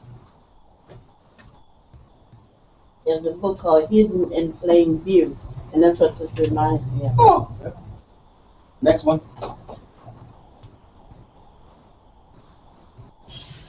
All right. Looking at the flowering of the pineal gland. The pineal gland forms, because the pineal gland is shaped like a cone, right? But it sits right up here. The pyramid is. All right. Next. Moving on. All right. You probably seen something like this in movies. All right. And you're afraid of that. I'm not. I'm not afraid of that. That's divine. Once you understand the metaphysics, as Brother Karim said at the onset of before we start the lecture, is that it's important that we also understand symbols. So you gotta read that. How do you read that? That's a very powerful message. All right. So you have the pyramid representing what? The pineal gland. All right. Wings. All right. Ascension. All right. So we're looking at here, that the elevation ascending to that activation of the pineal gland. All right. So it's not something that's spooky. It's just the masses of people haven't been taught to read symbols. And then so it's placed in movies, in a horror movie, even the context in which it's placed, some horror movie. All right, that's one way. That's another way in which they distort it, by placing it out of context. All right. Yes, it's toy. Why do you always show fire and flames? What's that? The fire and flames. Yeah. All right. So all right. The ether. All right. The etheric, because looking at ether, so you have the heart chakra, the throat chakra. All right. So the fire and flame, like the dragon. A dragon breathing fire. All right, so that the dragon, the breathing fire, is the activation of the Kundalini energy, and the snake and the dragon, the serpent, deals with that also deals with transformation, as well as the activation of the pineal gland. So you're looking at as they use the snake because the snake sheds his or her skin, and that shedding representing transformation. The transformation from the lower chakras to the higher chakras. Transformation from one season to another. Transformation from one age to another age. All right. So the snake is used as an ancient symbol of transformation, divine symbol. The Europeans also distorted that, and has applied a distorted connotative meaning to the word snake to mean deceiver. So if I connotatively speaking, I say, well, she's a snake in the grass. I'm saying that she's deceptive. That's connotative. But if I gave the divine meaning, she's a snake. That's high honor. I just give high honors. That's high honors. Yes. There's a tape that we had in the store, Dr. Eugene Adams, and it was called. Oh yes, I saw that. It's on YouTube too. Yeah. Black Guys of Asia. Yes. And so he uses and yes.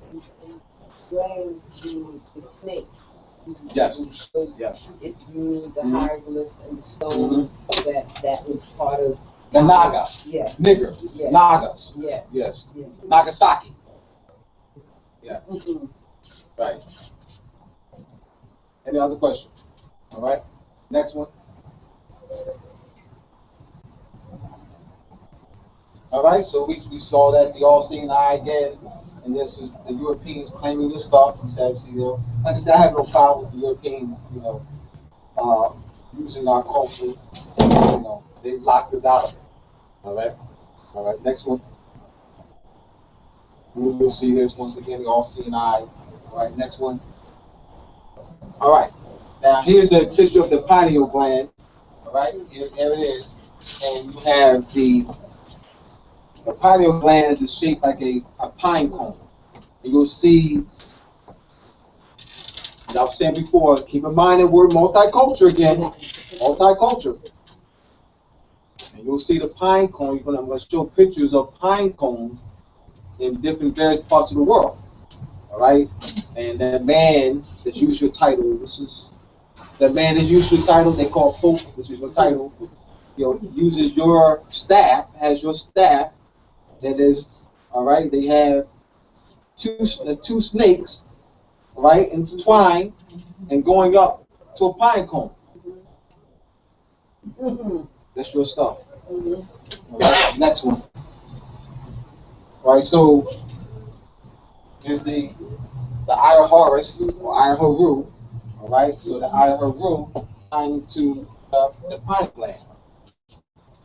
Replacing these symbols so that I'm doing this so that we can understand that the word multiculture is a distortion, is a deals with this divide and conquer, a war method that when you deal with our brothers and sisters in different parts of the world, that you can talk to them. You don't see them as some different people. This is another purpose of this lecture. This is what I'm working to convey to you and the general public, that we're one family worldwide, not different races. That concept of that modern concept of race was called Linnaeus, Francois Bernard, Johann Friedrich Feuerbach. Those are what they did was they created a paradigm where they divided the human family based on 4 constructs: skin tone, hair texture, facial features, and cranial size. That's the purpose of that paradigm is to steal the land and resources of the Aboriginal and Indigenous people throughout the world. They've instituted that birthright stealing paradigm throughout the world. And they've been very effective in creating that schismatic paradigm of separating us from each other, separating the human family. So now you see our brothers and sisters in China as a different people. You see our brothers and sisters in Japan as a different people. Our brothers and sisters in Hindustan as a different people. Brothers and sisters in Mexico as a different people. Brothers and sisters in Nigeria as different people. That's the clap for the Europeans. Your plan was successful because that plan was to divide and conquer, right? Divide and conquer, to create a schematic paradigm. We don't see each other as one.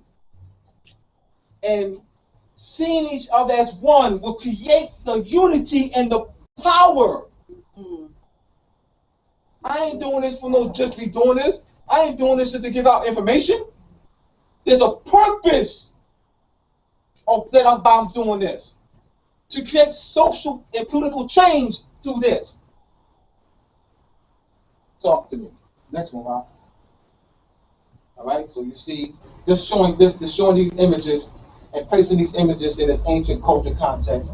Once again, you see the iron harvest in the region of the pineal gland and the iron harvest here again. Next one. Right, so pineal gland and the iron harvest. Right, next one. This is, I think this is a coat of arms of. I saw it and I couldn't remember. Jamaica. This is a coat of arms Jamaica. You see the pine cones? See the pine cones right here? So you saw a Moor who's from Jamaica. You ready to talk to them? There's something that you have a way in which you can communicate with them. You might teach them some things. You know, they're familiar with the coat of arms, and they've seen the pine, but they may not know what the pine cone relates to. It's just a pine cone, you know. That the pine cone relates to denotes the pineal gland. In fact, pineal.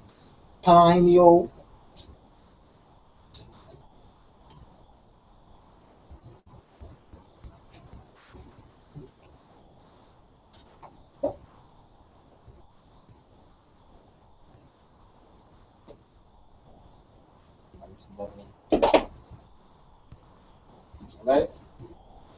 Pine. Pertaining, this is pineal is an adjective suffix ending, all right? So relating to, pertaining to pine. Pine cone. Right? That's all right. You have the Uranus.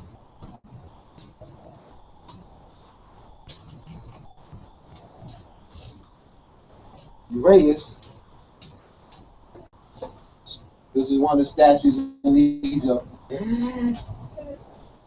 And of course, you see they chipped off the nose. So you see the Uranus there, the cobra, represents the activation of the pineal gland. But it's one culture though. You, you see pine cones. You see elephants. Asp. And asp. You see asp. All right. Serpent, asp, leviathan, snake, all related. Yes. Can you go into the breakdown of the word Uraeus? The etymology of it? Can you, Rob, you give me, you know the etymology of Uranus? Do you know it, Levi? Light. Life? Light. Light. The beginning of it starts with you are. Fire. The city light. of Ur. City of Ur. As in pure. All right, let me give you, all right, I got it. I know no etymology. Yeah, break it down. All I need is break one, down the science. Once I know leave one clue, then I'm Pyrrha. Pyrotechnic. All right? There we go. Pure. Here we go. The city of Ur. All right? So you got pyramid, you got pure, purified, purification. All right? So that's what that deals with. So pyramid is fire. You also have fire here. IR. There's another form of UR. Aura. Aura. All right? It's etymology. So then you begin to see how these words are all connected. Because they're in the family. Study words by family, and I introduced that to you. Study words by family. So now you know specifically yes. that you're dealing with the fire element. Yes. You got fire, you got water, you got earth, right? Yeah. You got air, right? You're dealing with fire. That's fire words. You deal with fire, you deal with light. You deal with light, you deal with the sun. You deal with Sirius. Everything that's dealing with a light, electricity, electron, protons, all of that. You're dealing with light. Fission, you're dealing with that. You're dealing with controlling this frequency so you don't burn nothing. See, that's a responsibility when you got light. When you become illumined, that means you got responsibility. You know things. You see, because you have the knowledge to create an atom bomb. You see, because it was through mysticism that Einstein did that. That was Kemetic knowledge, because the Kabbalah comes from Kemet. Because Merkaba comes from Kemet. That's where it came from. That's where they got the knowledge from. You see? And then the words that they use, right, from the Hebrew language, all fall down into the six-pointed star, as above, so below. Those are fire letters. Those are fire letters. That's what that is. It's fire. So that's what you deal with. All of that. I just saw that picture and I just had to make a comment. Today, I was my friend's house, and his dad is he has a lot of old cowboy movies and different things, right? So we've been watching a lot of these movies, and so today I'm watching one, so we would come here, and it was a scene of whites in robes, like the Klan. There's a couple white in the white face, white get up, and then there was a black face, white, black face. Okay. But it was just so interesting because, they had two guys with the wheel around their neck and pulling them and everything. So I'm going to find out the movie, but it's just so interesting if you put that slide up, because these old movies have been showing more and more of what European really has been about, and the language. And you're talking about, there was one about Daniel Boone. They're talking about the Creoles, the French. I mean, so anything that goes back and it talks about the late 17th century or early 16th century has more truth in it that we didn't pay attention to, and they keep that from us. They bring us up to the late 1800s, 19th century. But this kind of stuff, and these kind of books or anything that you read, you will see images, you will see their real truth. They'll show you, I mean, beating, killings, raping, robbing, murder, all of it. That's what all right. Let me piggyback off of that. See, that's what they want you. See, they want you to associate that with this. Why? To keep you away from the science of it. It's yours. When we see our garbs, we think of lynching, murder, beating. That's what they wanted. When you see, what do you see now? Based on what I presented already, what do you see? Look at it. Look at it. What is it? Light, cone, orb light. Light That's body. your garb. Body of light. Wouldn't it be, all right, wouldn't it be empowering to approach clan members and talk to them on this level and tell them to take off your garb? Wouldn't that be empowering as opposed to being scared of it, running, scared and fighting it, that. Oh, the clan! Oh, the clan! Wouldn't it be empowering to tell them to take your garb off? Wouldn't it be empowering to explain the Kundalini energy, the pineal gland activation? Wouldn't that be empowering? Let me use one disciple. Talk to me. Ku Klux Klan, right? Let's just deal with etymology. K, right? Etymology. Now, what number is K? If you just go 1, 3, 4, 5, the K is what letter? 11. Okay, so KKK is what? Adds up to how much? 99. 33. It adds up to 33. You see, so the Schumann residence. The Schumann residence. In the movie Superman. In the movie Superman, those from Krypton were trying to take over Earth, but they had to change the frequency to match their frequency. And they beamed the device down from Earth, from Krypton to Earth. And they were changing the frequency of Earth. And Superman is what? 33 years old. So 33 is, they're preserving the knowledge, the ancient knowledge of sound, the sound code. So they use number 33 as a sacred, as a honorary degree. But it does with the sound code. Right there in your face. Ku Klux Klan. Ku. All right. Right up here. I got you. I see you, Levi. Talk to me.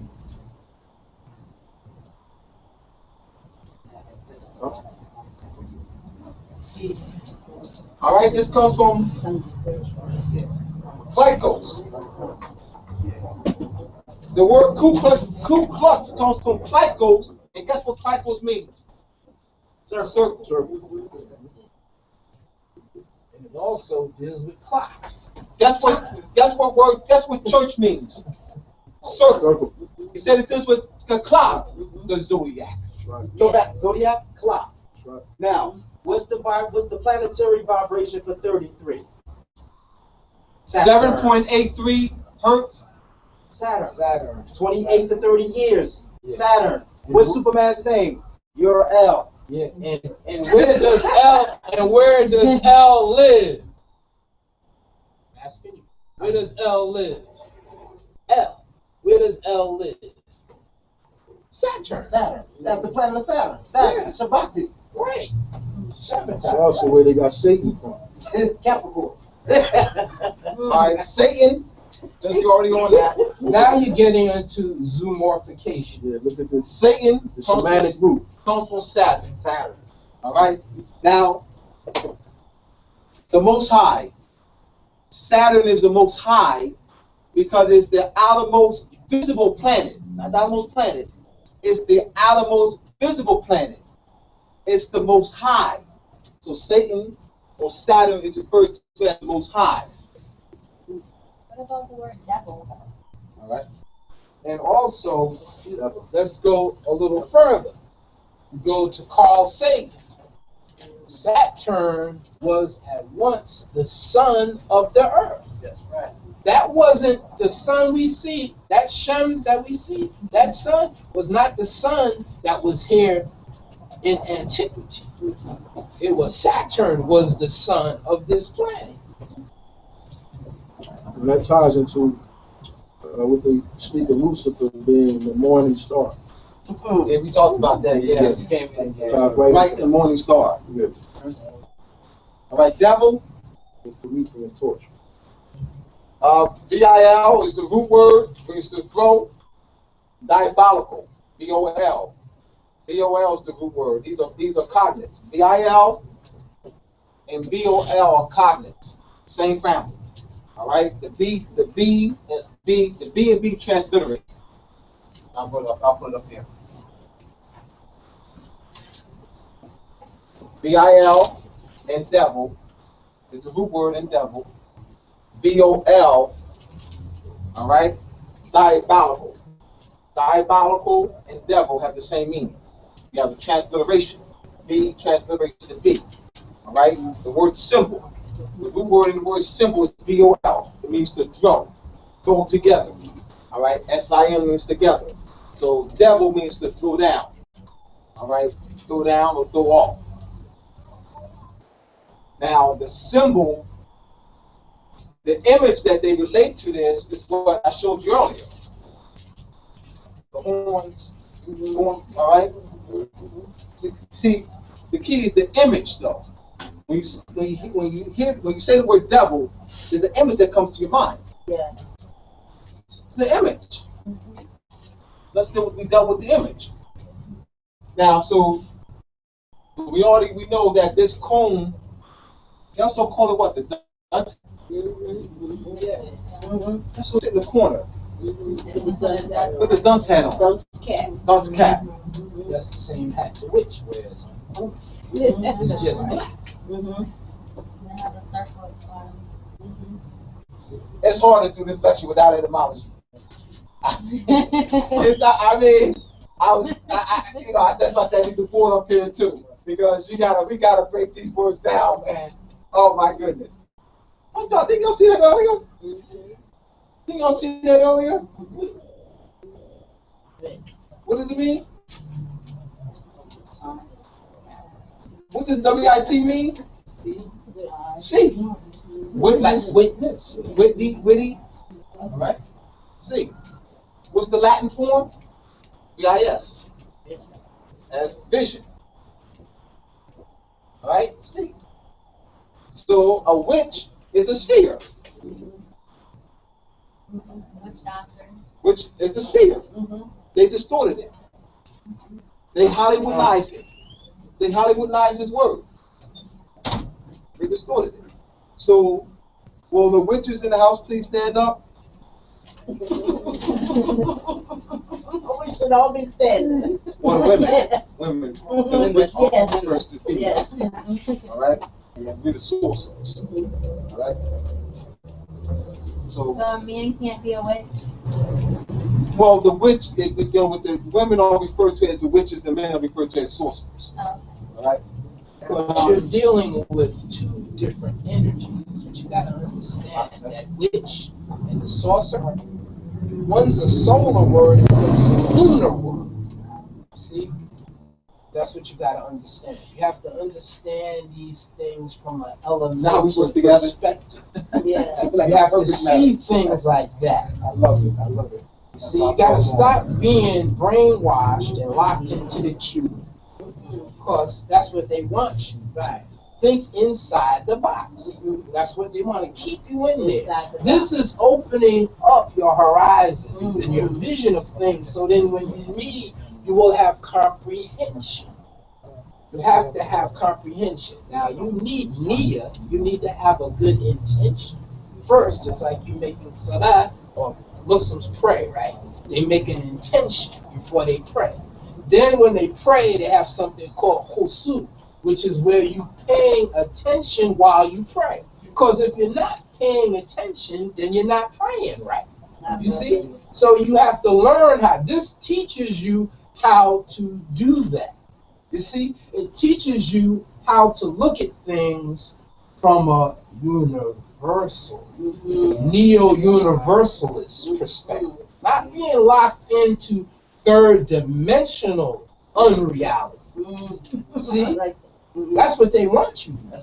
They want you to stay on the third dimension. Because actually, the reason why you got 5 fingers, 5 toes, is because you're actually fifth dimensional.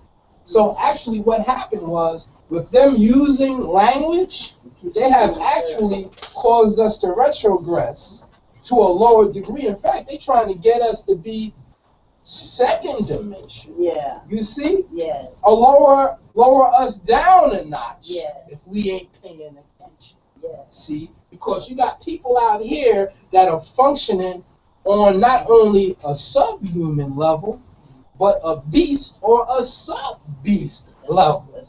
You see what I'm saying? Because when you, first of all, what you gotta understand is the fact that you are, all is in self. Everything is in you. Every plant, every mineral, every Satan, every God, every planet, everything is within you. That's what the whole thing about the Adam Cod mind is about. They even take that body and put it across the universe and show the Pleiades is in there. The Pleiades is by his nipple, and then they got Sirius is by his penis. And, you know, I mean, they got all of this. This is showing you what is the zodiac. The zodiac, Capricorn's goat. Sagittarian is half horse, half man, and then Pisces is a fish, and Scorpio is a scorpion, and then Cancer is a crab. So what's going on with that? That's you. You are all of that. When you stop thinking universal, that's when you start dealing with duality. When you deal with duality, you're dealing with falsehood, because it's all about unity. That's where we got to come from. We can't be coming from this, you a man, I'm a woman, or you a Muslim and I'm a Jew, or I'm a Hindu and you a Muslim, and that kind of thing. We got to come beyond that. And the only way the planet is going to ascend into a fifth dimensional frequency is if we do it together. That's the whole thing. That's what the whole concept of 144,000 actually is. Because, like, okay, let's just look at it like this. Now, let's look at the Bible. We're going to pay attention to that. Melchizedek is who? Who does Hebrews say Melchizedek is? The what? Most High Priest. Okay, but doesn't it say he's the king of Salem or Salem, which means the king of peace? And what do they call Yahushua? Or if you want to say Isa ibn Maryam, or you want to say Jesus, or you want to say Zeus, or whatever, you know, whatever. Same family. Well, what do they mean by that? He's the Prince of Peace, right?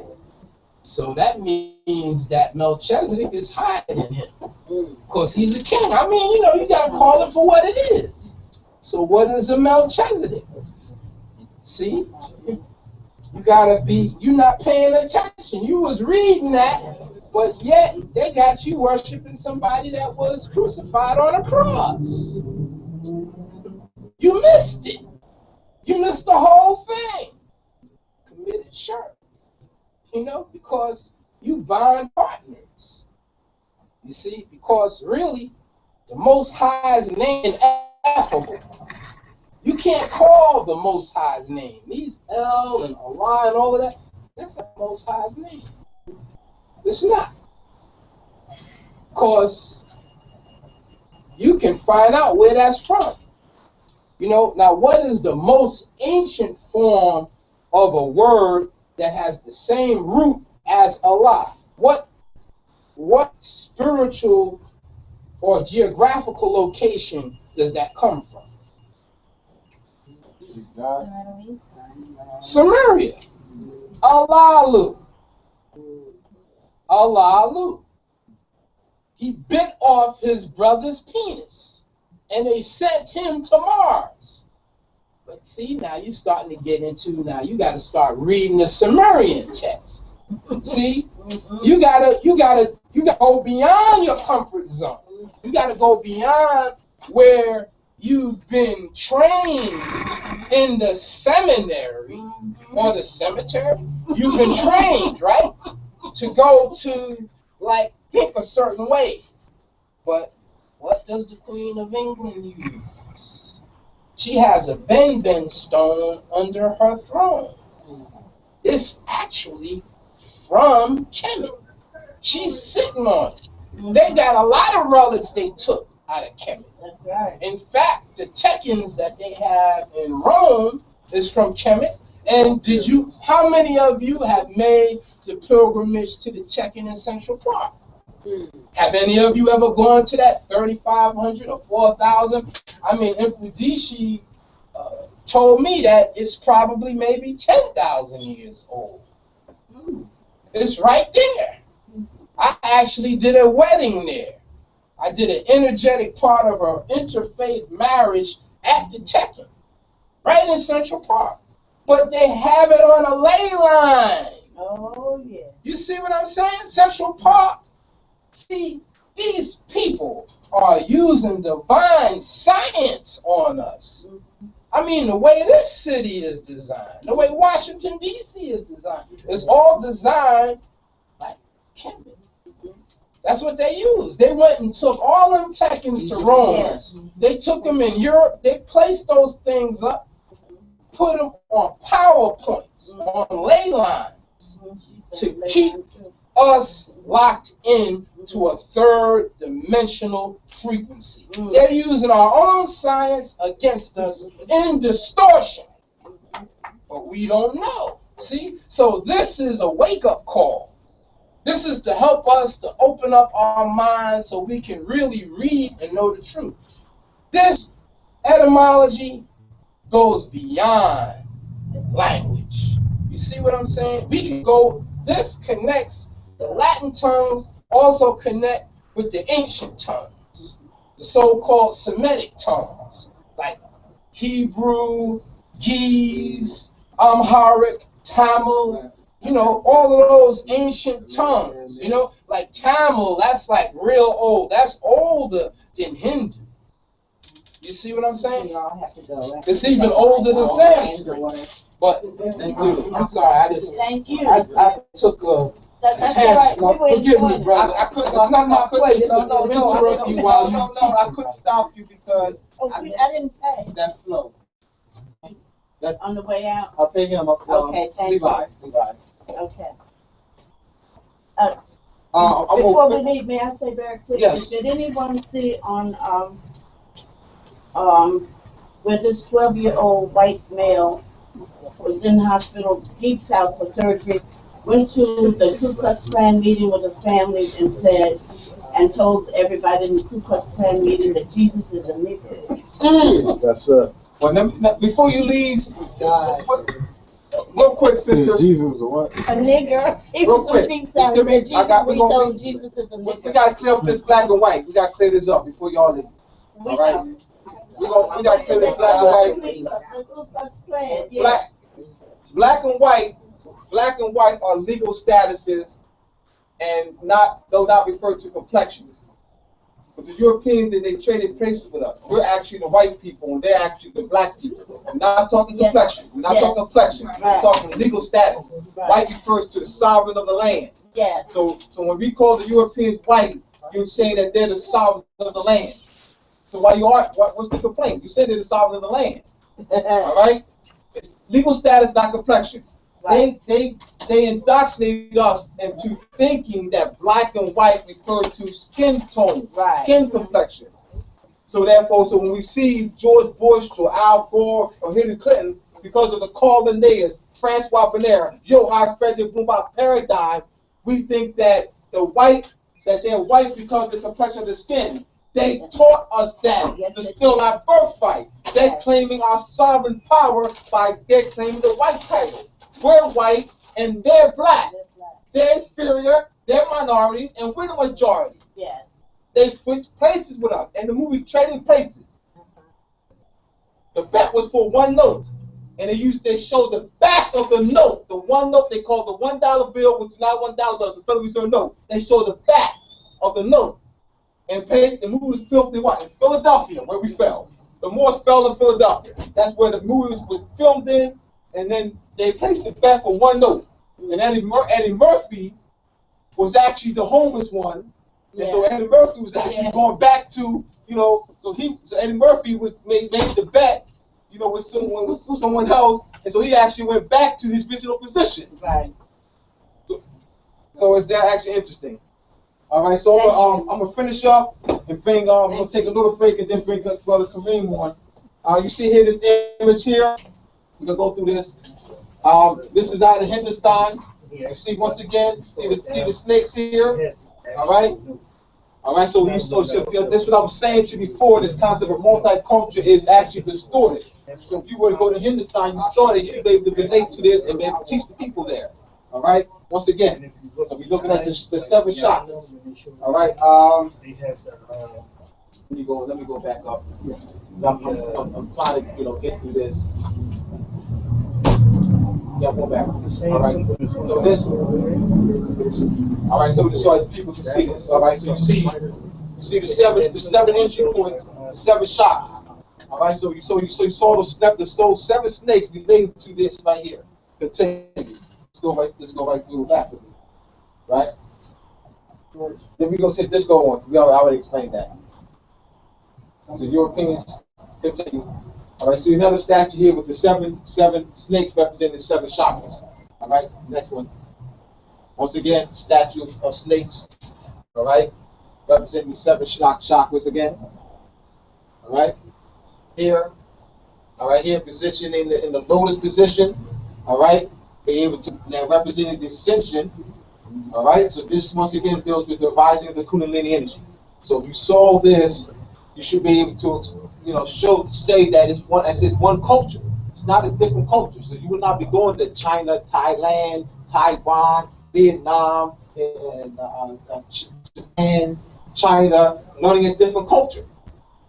Not a different culture. That paradigm was put in place to divide human family against each other. All right, we need to know that. All right, this is actually in Hindustan. All right, what they call India. All right, continue. All right, once again, visiting. See the coral of the snake at the base, and position in the lotus position. All right, and what the dot, and you also see in Hindustan, you'll see some Hindustanis will have a dot on the pineal gland, and they'll tell you that it relates to marital status. You say, well, ask them, well, what does that dot on the pineal forehead represent? That represents marital status. Well, what else does it represent? Well, does it represent the activation of the pineal gland too? Oh, you know about that, huh? See, they're not gonna come up and tell you, all right? But once you explain to them that you know what it is, then they're gonna start fighting with you. All right, you gotta keep in mind they're afraid. See, they're afraid of deportation. That if they come among us and start teaching, that the Europeans will deport them. So that's what the Europeans got that over them, deportation. All right, so they're not going to come to Black and Nobel, though they could, they have the knowledge to, and present a lesson like this, but they're not going to come because they're afraid of being on YouTube and Europeans will deport them. Okay, next one. All right. I see the producers here, and you also see the snake is used in medicine because it's a symbol of healing. So you see it on ambulances all the time. And you said it means deceiver. You see it on ambulances all the time. So they're using our science right in front of us for their benefits. So I can't call Europeans humanitarians. I know the Shriners got the Shriners Hospital. You ain't got to pay. You go down the street and you ain't got to pay for the Shriners Hospital. But I can't call them humanitarians. Why? They're taking our birthright. I mean, we could do the same thing. If we had our birthright, we could do this. We could do the hospital, and nobody doesn't have to pay. We could do the same doggone thing. So I'm not going to kiss no Europeans' butt and say they're doing all. They're using your birthright, your resources, your finance to do that, and they get the glory. They get the benefit. They get the praise. They get the honor with your birthright. How's that humanitarian? A humanitarian act would be this: that I share my birthright with him, not take his birthright, not take his birthright and then use it for my family. That's not humanitarian.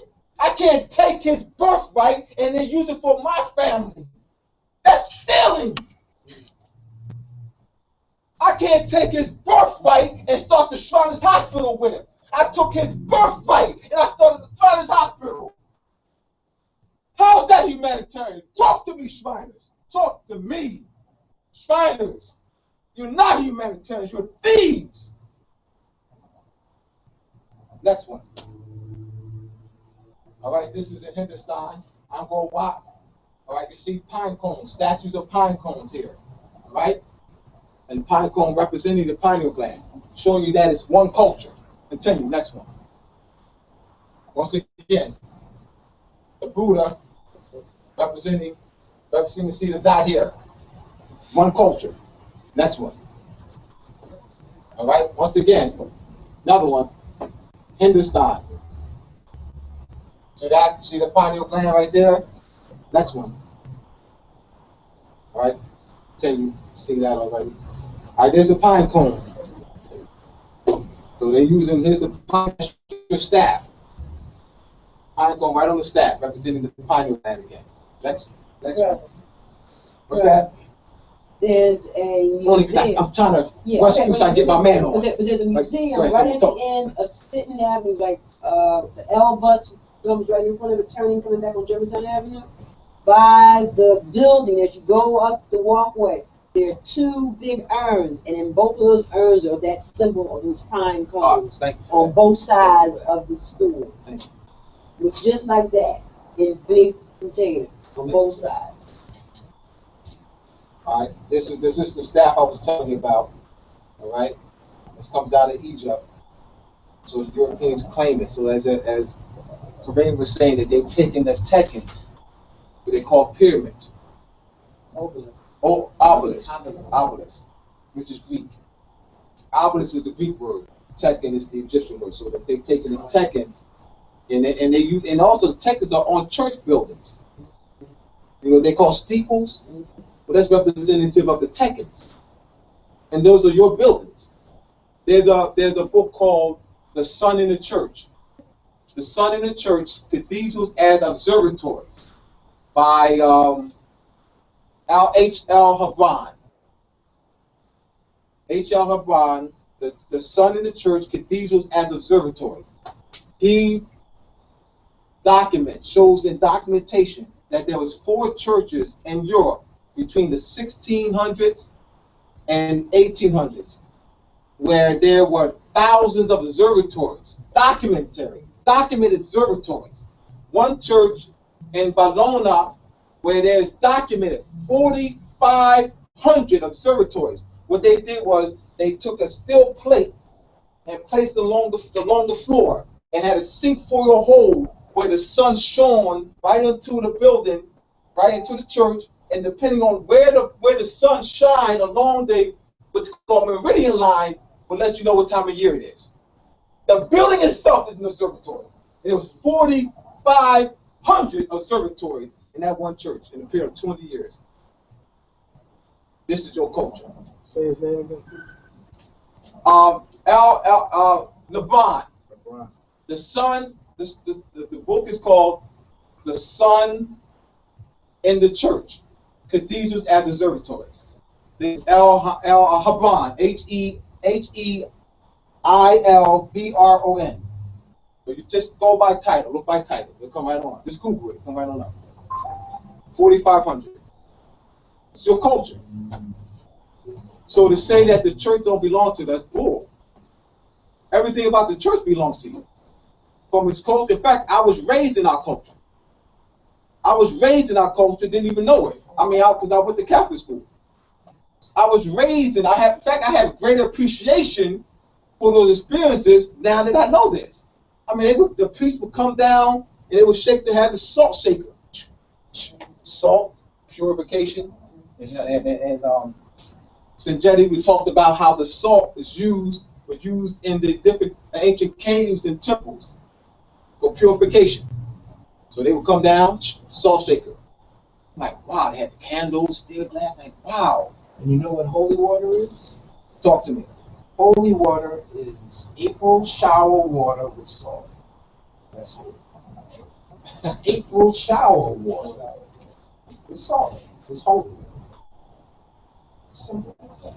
And holy is actually the sun. He burns. He burns. Next one.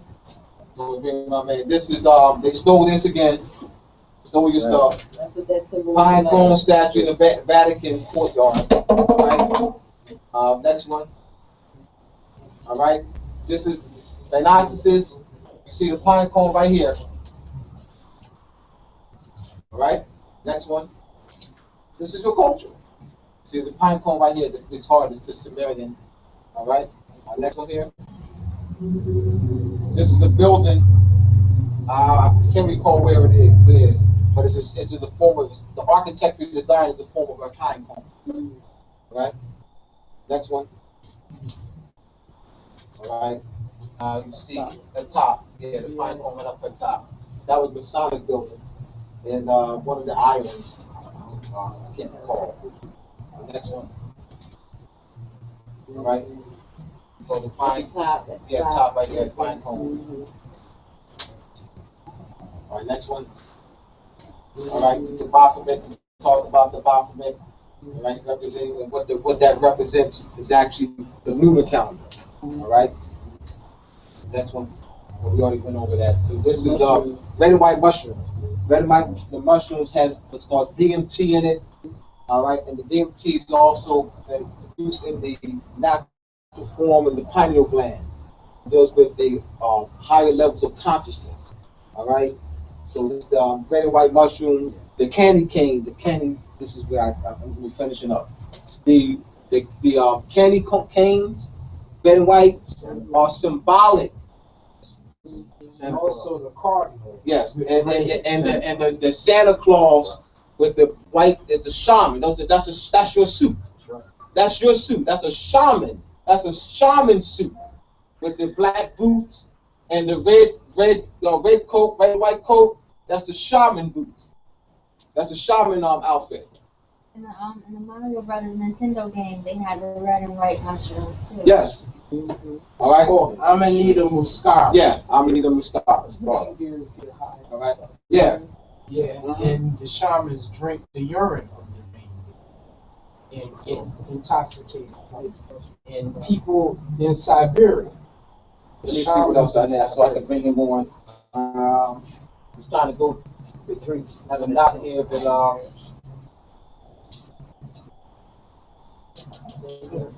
right, here, elephant. All right, we're gonna finish it up here. I'll finish it up with this one, with this series. The elephant. The elephant is a symbol. Is used as a symbol of memory, of cellular memory, because the memory of the temple lobe in the elephant is large, so they can store the memory. So we use the elephant as a symbol of the cellular memory. So it's not just, well, they worshiping some elephant, let that fool, let that silly elephant, they worshiping some elephant. No. Right. Because of the large temple lobe. It's symbolic. Like Brother Karim was saying, that we have to read and understand how to read the symbols. The other thing about Ganesh, you want to go. Ganesh. Yes. Based on that story, that's the son of Shiva. And Ganesh is the one that wrote the Vedas, and also Ganesh represents the root chakra. See, and Om is Ganesh, also. So that's the connection with that from a Vedic perspective. Yeah. In All right, so I want to bring we're going to take a little intermission before we bring Brother Karim on. I want to thank you for your attention. All right. I did something. You're a dynamic. Let's get him.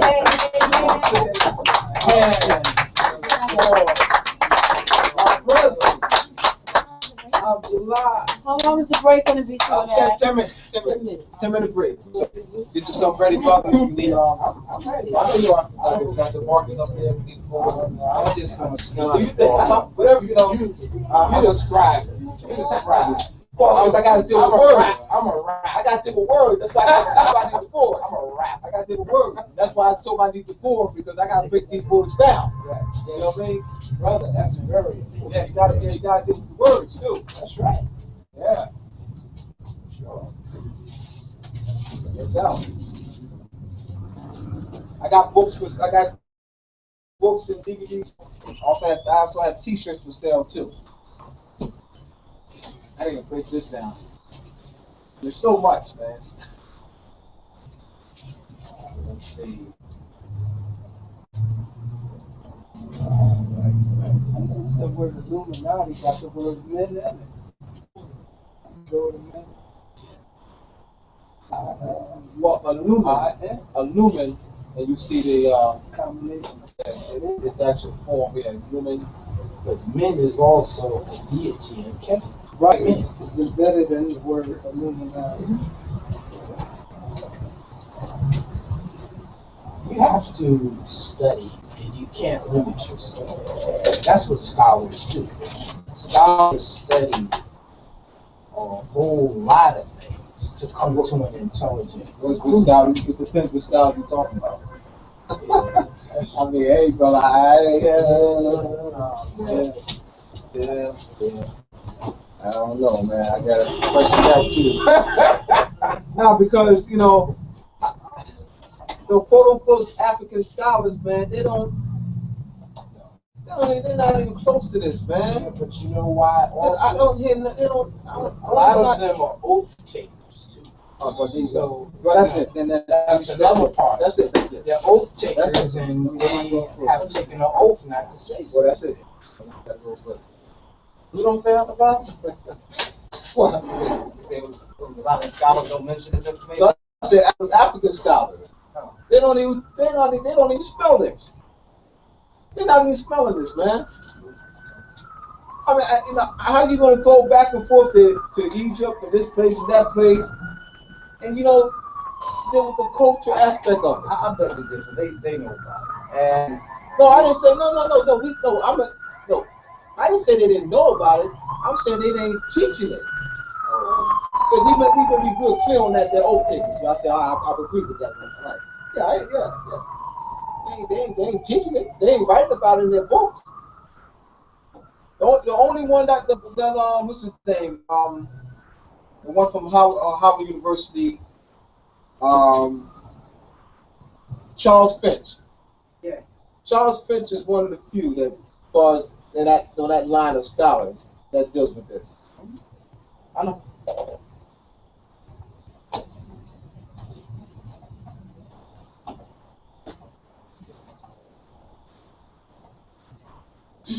You just have to turn this off.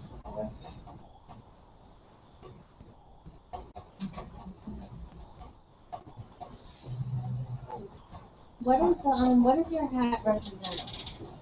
Like, My fans? Yeah. All right. I thought the black part was a fez, or is it the red part? No, the whole thing. The thing fez is and the tassel. Fez and the tassel. Right. Well, you know the graduation cap. Yeah. The graduation cap is patterned after this. That's the graduation cap they did for us. Right. The graduation cap is a mortarboard, and mortar deals with masonry. Mortar, board, building, all right? And then it has 4 squares, 4 times 90 times 4 is 360. All right, this is also 360 degrees. All right, so now you're looking at this is also 7 inches high. All right, then you're looking at the finale. All right, represent the navel, and then you have the umbilical cord. All right, and then you have the placenta. So this represents my nativity, symbology of my symbolic of my nativity. And the difference is that cylindrical and the mortarboard is like more like straight lines. It's more linear. But we're talking at the measurements though. Yeah, it's 360 degrees. Yeah, yes. But I'm saying it's just the shape, which it comes to the same thing. We also can look at the straight lines is masculine and circles is feminine. Yes. And then we can look at also the circle within the square, so it's what's called square in the circle, the quadratic equation. We'll go into the quadratic equation because it's really it's it's becomes broad. Once you know more, you can really go into it. And it's called squaring the circle, and it's tied to the quadratic equation. Yeah.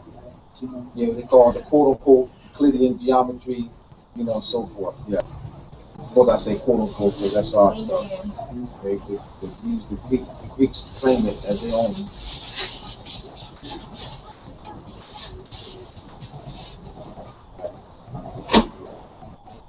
All right, that's 5 more minutes. We're going to start the show. It seems like they're ready, brother.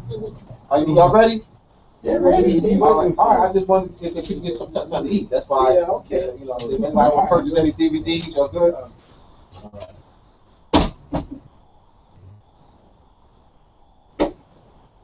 All right. So I guess we get started. That's why I was just giving that little break there so people can go to use the bathroom.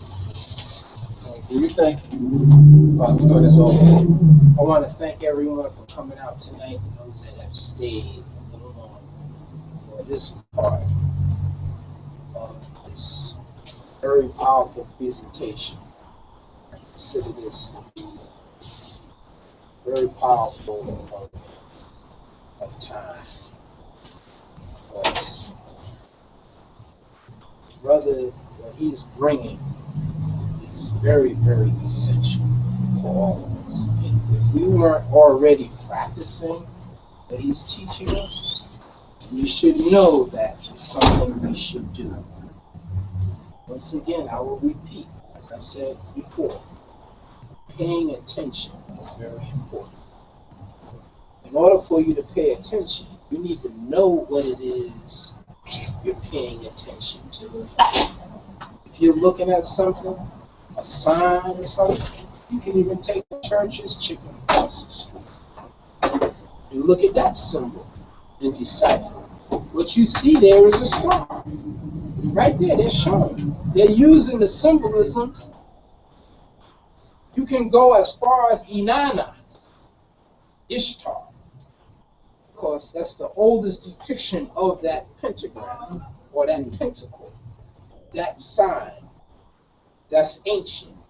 It was used, and it's used to acknowledge Venus, planetary energy of Venus and what it represents.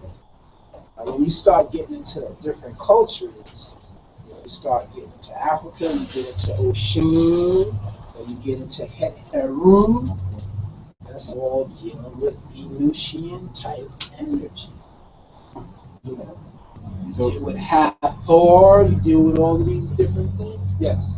So like they stereotypically try to play us and say we attracted to that because they got fried chicken. But it's really stars that exactly. They're using the symbolism. All of the symbolism that they use is based on pi or phi.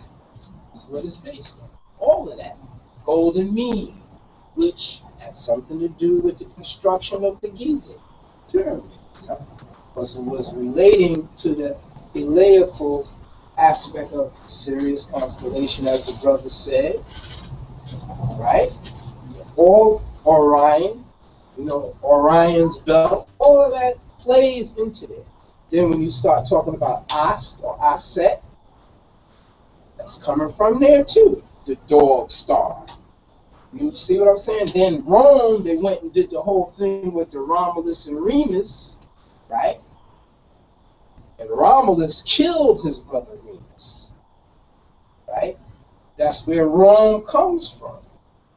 So they're showing you that it's a Isis or Ast cult. Basically, that's what it is. That's one of the things that they're into. You see what I'm saying? They took that concept and then they changed it to something else. That's what they did. So we acknowledge that. So we over that. So we know that they use signs and symbols constantly. And they use words. See, the Jesuits, the Vatican, the Black Pope, all of these different people, they understand the Vulgate or the vulgar language. They understand that. And they know how to use it. And they've been using that knowledge against us. So we have to raise up in our consciousness and understand the roots of these things so that we can elevate beyond this. Because the whole game plan is to keep us on the third dimensional frequency. And you're supposed to be operating in 5. Why? Because you got 5 senses. And if you people talking about a 6th sense or a 7th sense, you got to learn how to use 5 senses first. So when you listen, you got to hear. When you look, you got to see. When you touch, you better feel. In fact, you got to get to the point where you can feel somebody's energy when they come in the circumference of your circle, your cipher. You're supposed to be able to feel them. You're supposed to know things. That's the level that your sensitivity and awareness should be on. But because we've been so dumbed down and we look at flat screen TVs, the whole thing with the flat screen TV is to calcify, burn out your pineal gland. Thank you, God. That's what it does. When you look at that screen, because it's so big, it makes you open up, and then it comes right here and fries it. And that's where the real vision is supposed to come, inner vision. Because that's the wisdom eye, that's the first eye. And if you don't see with that eye, then you don't know until you can see. Now, how do you activate your pineal gland? There's herbs, and there's shortcuts too in the plant kingdom. The brother was talking about DMT or dimethyltryptamine. So what has dimethyltryptamine in it? Well, you have people down in Peru that's been doing something called ayahuasca. Chaliponga, Jarima, different types of ayahuasca strands that they use. And they have to have a MAOI or MAO inhibitor also with it so that your gut will be able to receive it and you'll be able to have the vision. And they use sometimes African rock or what is known as wild Syrian root. Now you got the connection there with Syrians. Syrian root is what's used with this vine that comes from the Amazon. Yes? Like trying to have like a spiritual growth. Like a partner of mine, he brought salvia, and it was supposed to be a form of ayahuasca, but when he took Salvia divinorum? I believe so. That is not Yahweh. Oh, okay. That's all totally, that's sage. That's what salvia is sage. He had like a trick, they call it, and he thought that I was trying to kill him. Yeah, well, those kind of things happen with salvia, but it's a trick that only lasts maybe like 15 seconds. But when you do something like ayahuasca, that will last you hours. the experience. It'll last you like 5, 6 hours. It can last you longer based on how many dosages you take. Now, these plants, the psilocybin cubensis, the Amanita muscara mushrooms, those are also psychonauts, or people that are into taking entheogens or sacred plants. Use these things to obtain states of higher consciousness because the pineal gland creates DMT. In fact, they can take DMT from cadavers. In fact, you can get DMT from phalaris grass. It's all around us. Let me tell you something. But thing is that if you feel like you're stuck and you want to be able to come out of being stuck, plants are here to support that transition. Minerals, crystals are here to support that. Human beings are here to support that. Spiritual beings are here to support that. Because what you got to realize is all of that is you. It's not outside of you. This is how you overcome fear. When you start thinking all instead of being separate. When you start separating yourself, you're dealing with duality. And duality is the main battle on this third dimensional frequency. It's the duality. So you have to learn how the yin and yang have to become one. The lunar, the solar have to become one. Now when you start getting into astrology, you start to learn about yourself based on the 12 houses of the zodiac. You start to see where your planets are and where the different energy is and the things you need to do to balance yourself. Because it's all about wholeness and balance. That's really what it's about. This is what you have to find. You have to find balance within the madness that's been created.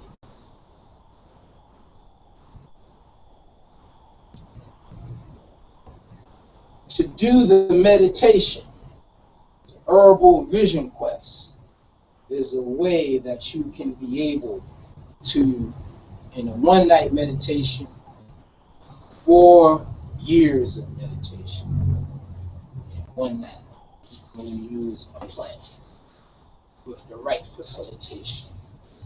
That's what it does. This is what people do. People that are in control, they use everything that's to their access. They use everything.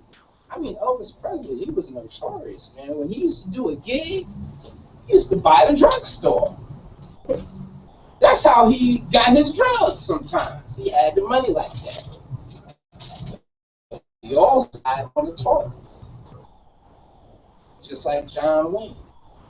They both died on the toilet. 45 pounds of impacted fecal matter in their colons. Yeah. Ain't that a bad way to leave here? I guess that's an example of the life they lived. So we have to get it together. So how you get it together? How do you get your body together? Well, first of all, you got to deal with elements. You know, you are cosmic dust.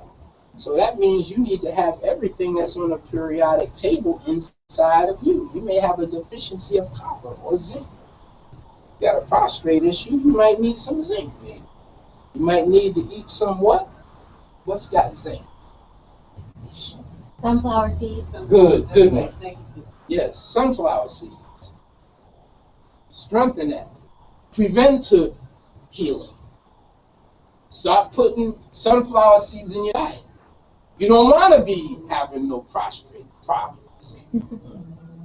So you got to start thinking like that. Now, when you really want to get into, like, when your body gets healthy and everything like that, then what do you want to do? You want to start getting into the monatomics. See, you start getting into the Ethereum, the gold, and the palladium, and the rhodium, iridium, and all of these other kind of elements. You start getting that in your body. And that's when you're really dealing with real spirituality. This is what they did in Kemet. This is what it's alchemy, chemistry, alchemy. You know, that's what it is. When you start doing the right things and detoxing your body, putting high vibrational foods in your body, right, that have a higher megahertz, you start feeling different. You start feeling empowered. You start feeling healed. You see? So that's very important. Then the energetic thing. Now you start getting into energy cultivation. You start learning how to tap into the sun energy, into the lunar energy. You get into the magnetic energy of the earth. You get into the water. Planet's 80% water.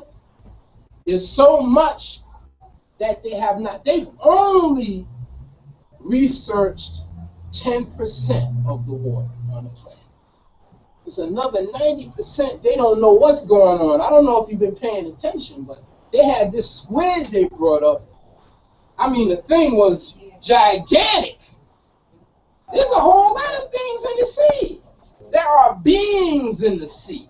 That's a whole nother world. What do you think Atlantis was about? See, the deeper thing is, there's a war between the amphibians and the reptiles. See, now you're starting to get into some other kind of science. Now you're starting to get into that.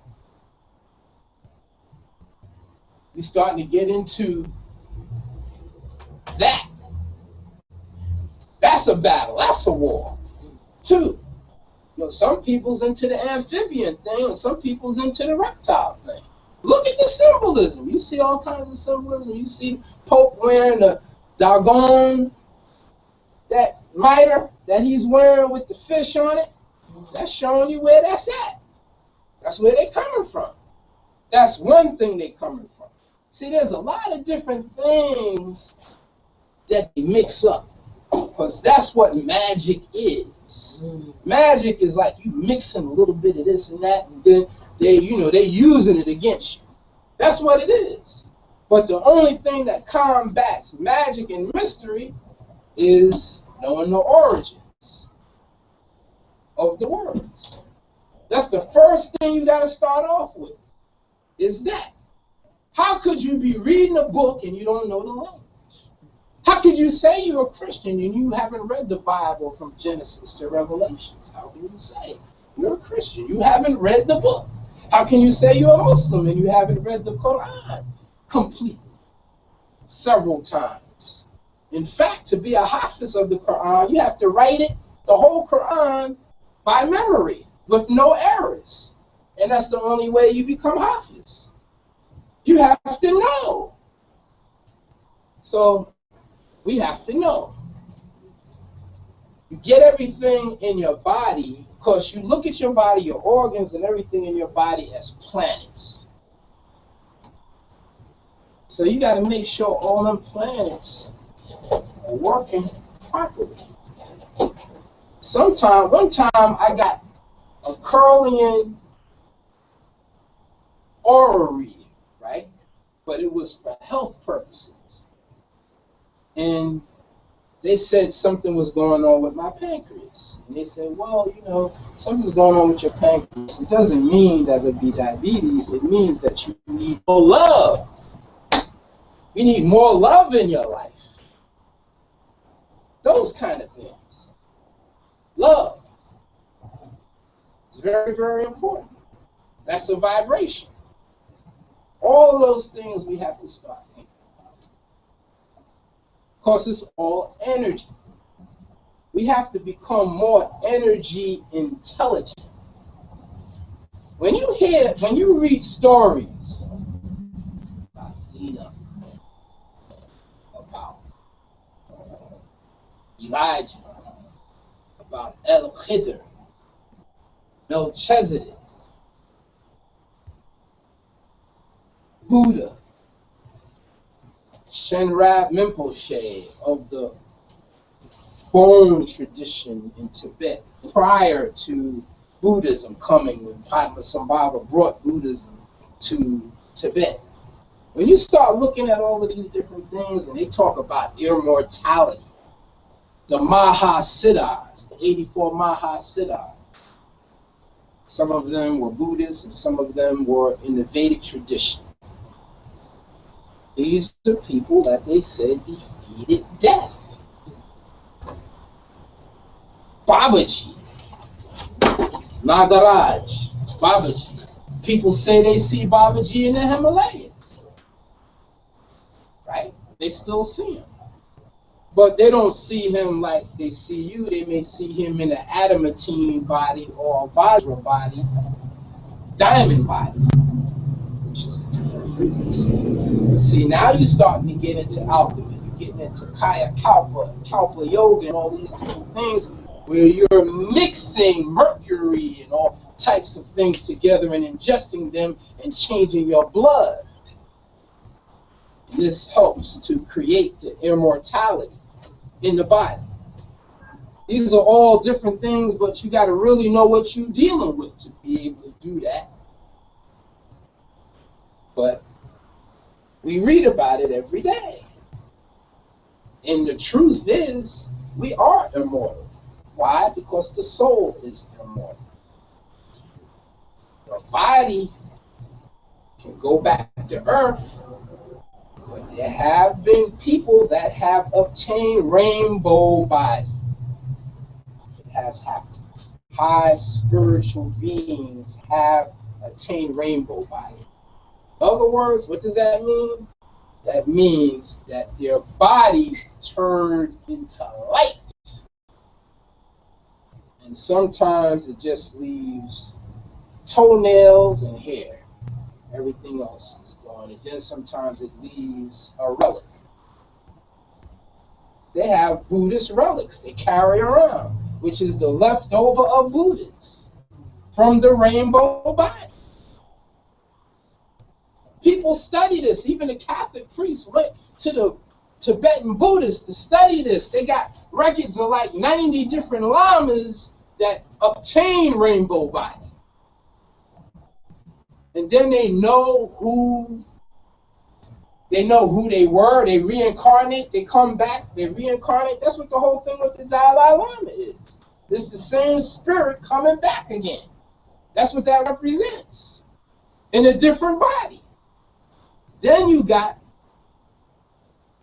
CHOD, chode rights, right? What that means is a person, my body is like raggedy. I mean, I don't feel too good about this body. I want to switch bodies with this young guy that's just deceased. They will transfer their body, their spirit, their soul into another body. There's some other stuff. That stuff is dangerous. It's very dangerous. Very dangerous. But you have people that practice that stuff, and that's what they do. But see, that you getting into that ancient stuff like the Vedic stuff. When you start getting into the Vedic stuff, when they're talking about the Ramayana, the Mahabharata, the Puranas, all of those different things, when they start talking about that kind of stuff, that's very ancient. They had spaceships and all that kind of stuff. You're reading about it in there. So when you just read limited literature, you have a limited perspective on things. There's a lot going on in the universe. And see, one of my topics of discussion is how to prevent intergalactic slavery. See, everybody's thinking about Earth. But what about the universe? There's a lot of stuff going on in the universe. Yeah, we live on this Earth, but there's a universe. what's going on in the universe. And you know what? The universe, you are a universe. So you should know everything. If you tap in within yourself, you will start to tune into the reality. Because that light that shines in you is brighter than the external light of the sun. You ain't got to look for nothing outside of yourself. It's all inside of you. But you got to wake up and know that. Until you come to that realization, you will continue to be fooled by the trickery of duality. It's right in front of you all the time. People are showing it to you. But you still don't want to see because you still want to be a slave. And that's what we got to come out of. So in relationship to energy, there's something I like to do. A lot of you don't know me. The sister here has studied with me and taken classes with me. It's something that I do for people to feel energy. And it's very simple.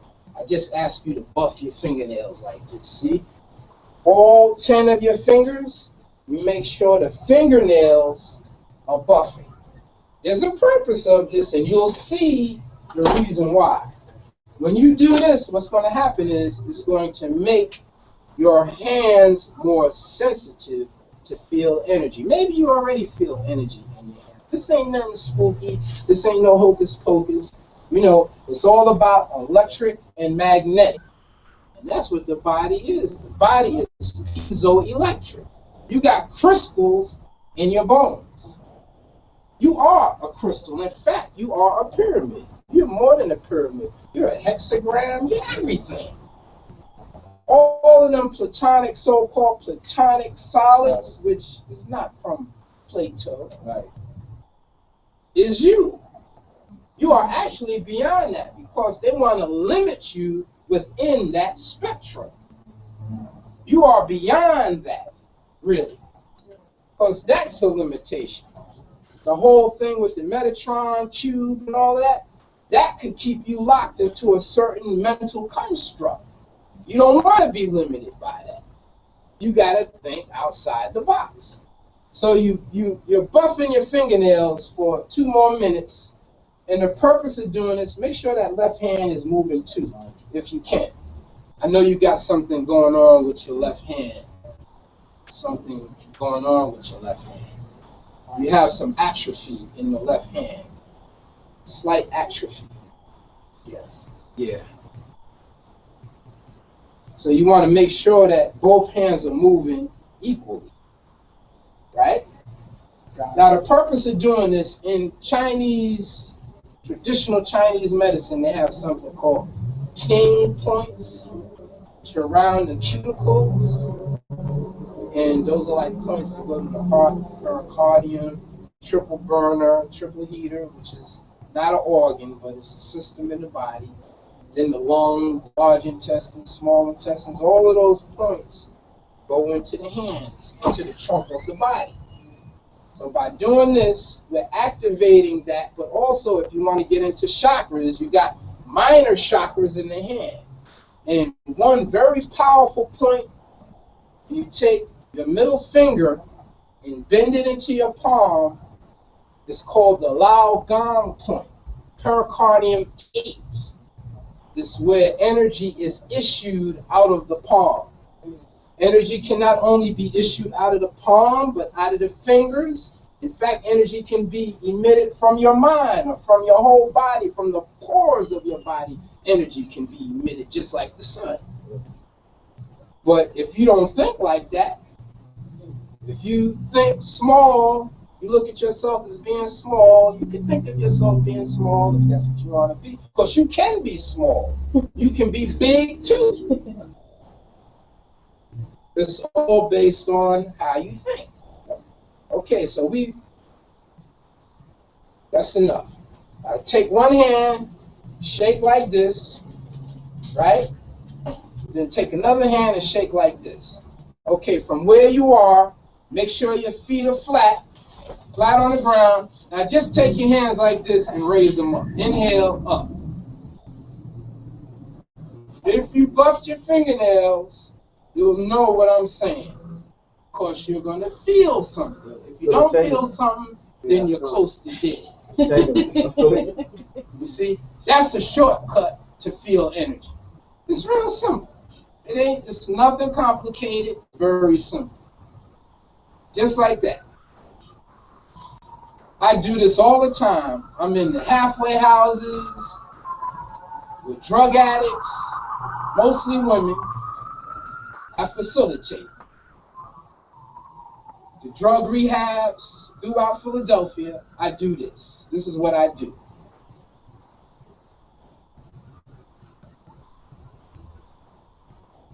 And down. Just relax. Totally relax. Now, what do you feel, sister?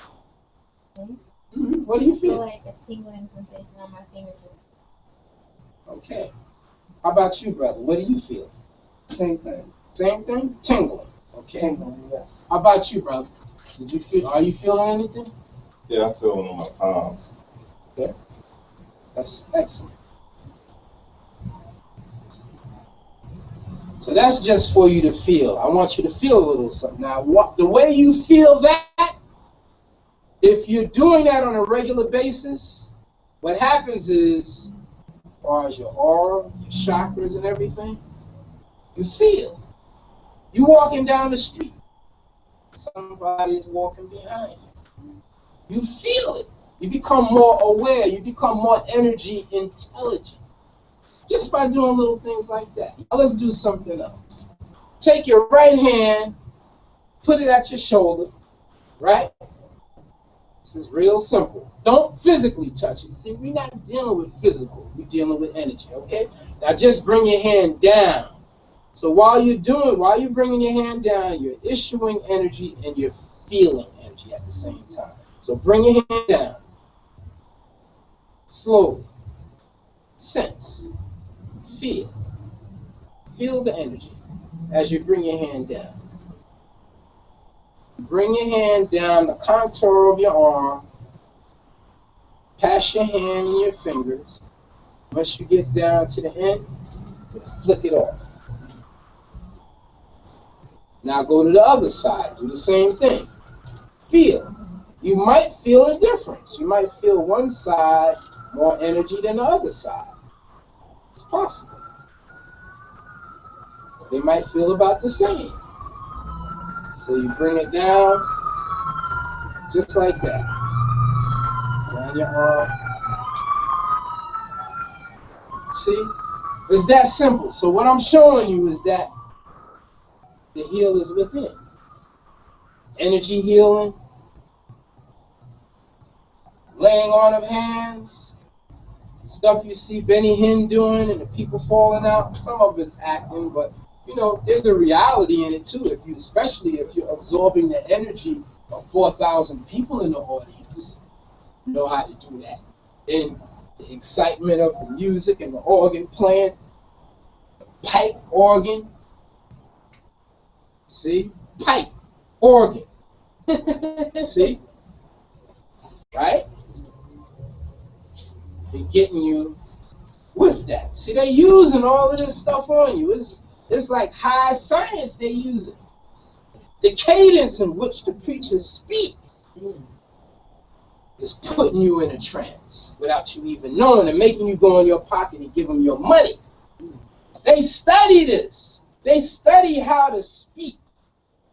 This is what they do. They cast spells on you and influence you. Oral Roberts went to Ghana and he told everybody in the audience, after he preached, he said, give me whatever you got in your pocket. And people gave all that money to him. Some of them couldn't get home because they gave Oral Roberts all their money. What was his name?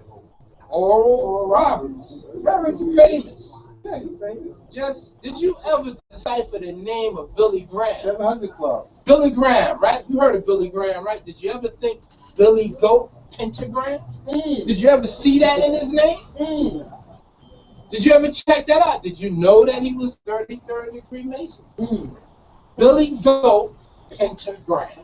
He was born with that name? No. His name is Billy Graham. But see, when you have knowledge, you know how to make the connections. See, this is all coded. They use codes on us all the time. This is decoding the matrix. You have to think like this. You have to have knowledge. See, this is all knowledge. All these, you don't have these videos here that the brother has. You don't have these books. They help to take the spell and to decode the matrix. That's what all of this does. All of these videos are building blocks for you to have self-knowledge. Knowledge of self. That's the purpose of it. But in order for you to do it, you have to do it in many ways. You have to do it plant kingdom, right? You got to use the right plants, because we know plants is closer to our hemoglobin, and it's better than us eating something that's running away from us. It's running from you. And you know what I'm saying? It's running away from you when you're trying to eat it. So you have to comprehend that. And that's a sacrifice. That animal's life is sacrificed so you can eat the animal. I have an app on my phone that I just downloaded. It's called Muda Vidya. It's about hand gestures, hand movements. Movements, yes. Yes. And he talked about how the nerve endings stop here and the energy ceased. You know, energy goes through our entire bodies. And he said, when you do these specific mudras, you're placing energy back within your body. Yes. And he talked about that middle finger. Yes. Here. That's true. Mudras are used in many systems. Yes. They have mudras in Kemet. Everybody has mudras. You have eye mudras. You have body mudras. In fact, Duncan's ritual is all mudras. Those are all mudras and not limited to the hand. It's not limited to the hand. The whole body has mudras. You see? You learn, like when you do this mudra here, just like this is a mudra. This is a mudra right here. This is a mudra right here. Different, this is a mudra. This one. Yeah, and this is the wisdom mudra that you see Kuan Yin doing. This is for wisdom. That's what that is. So you have different hand positions that have meanings. It's like a satellite dish. That's what it's like. When you do a mudra, it's like a satellite dish on your body. That's what it is. You're connecting with a certain type of frequency when you do that.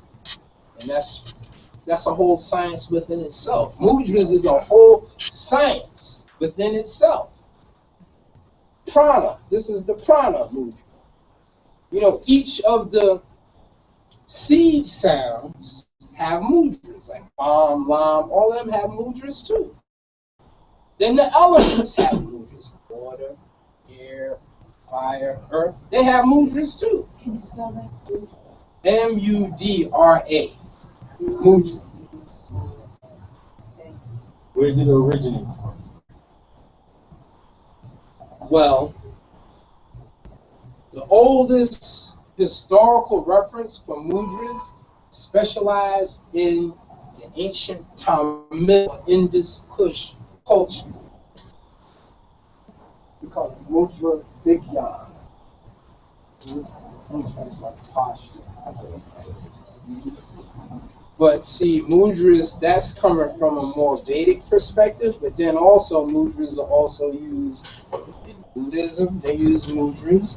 In the Catholic Church, the Pope uses mudras too. He has his own little signs and symbols that he makes with his hand too. I mean, I was on the street in Chinatown and a Buddhist monk passed by and the Jews seen the Buddhist monk doing his mantras, and he did some kind of Kabbalistic symbol on the Buddhist monk. while he was passing. You see? So I mean, people are doing the head. You gotta watch everything. You gotta watch everything. You know, that's how people can cast spells with a wave of the hand. That's what they said that Francis Assisi did. Francis Assisi. Yes? So how do you protect yourself from that kind of stuff? The way you protect yourself is by raising your vibration, continuing to study and get more self-knowledge. Because all of that spookism is exactly what it is. You have to have knowledge to conquer ignorance. That's the only way to do it. And then fortify your body. Put all of the things, start doing the detox. Come to the sisters class. Learn about food. Learn how to eat to live. That's what's important. That's what we have. We have to do better. Because we have some terrible habits that we've developed. Because we're programmed. Just like that's programmed. They're programming me to go over there and buy some of that chicken. That symbol and everything is to program you to eat that. So we have a healthy alternative here. We don't have all of the neon lights and all of that, but if you've got common sense, which is uncommon right now, you'll be supporting this and buying this instead of buying Church's fried chicken. Because there was a man that bought some fried chicken and it was maggots in it. Maggots was in the chicken. Maggots. Right there. Parasites. In your body. Can you imagine it? Maggots, that's something that's dead inside your body. Well, that's what we eat when we decide that's what we want. You know? So, this programming. Yes? you said maggots are dead, but they are moving, right? And like, you mean dead in like, in terms of like how high their vibration is? Well, I mean, they come out of dead things. That's what I mean. You know, they're alive, but they feed on death. Mm-hmm. So you want them feeding off of you? I mean, you could be death. Parasites will kill you. Right here in this city, we had a famous man, Paul Robeson. He had a grandson that was a dancer who traveled all over the world dancing. He went to India, got some parasites. That's what took him out. Parasites took that brother out. A lot of people don't know that. It was parasites. Took David out. Yeah, he was a dancer, a gifted dancer, traveled all over the world. Paul Robeson's grandson. Do you know anything we can take to get rid of that? Parasites? Yeah. Well, there's a lot of things you can do. You know, there's herbs that you can take. You know, sister here, she can guide you on that. Ask the sister. Right here, she knows about the wormwood and the black walnut, all of those different things that you can take. Everybody got parasites. You got animals in your house, you got parasites. You got a dog, if you got a cat, you got parasites. That's the thing about having animals, domesticated animals in your house. That's one of the consequences. People got 3 dogs up in their house. You know what I mean? I don't hate animals. They're supposed to be outside. That's right. Even cats? Really? Huh? Even cats? Outside. Cats carry parasites to all of them. All animals in your house, all of them. So there's no way to take the parasites out of your cat so you can... Germane to them.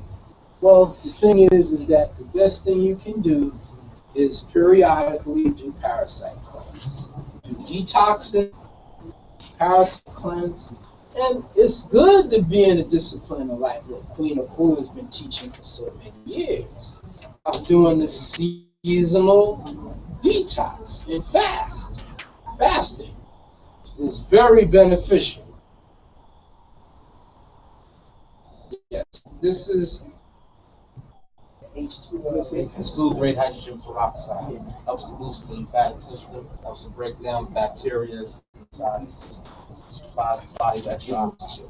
So, it's how we got the information. Thank you very much for that heads up. These are all the things we have to do. There's a lot of alternatives out here. We just have to start looking for them. They're around us every day. Look at how many times on Facebook. You post stuff on Facebook. I post stuff on Facebook. There's a lot of health information that comes up on Facebook. You know, turmeric, you know, ginger, all different types of herbs. You know, like, you can take advantage of that. You don't have to make Facebook a booty call. You can make Facebook an educational. Yeah.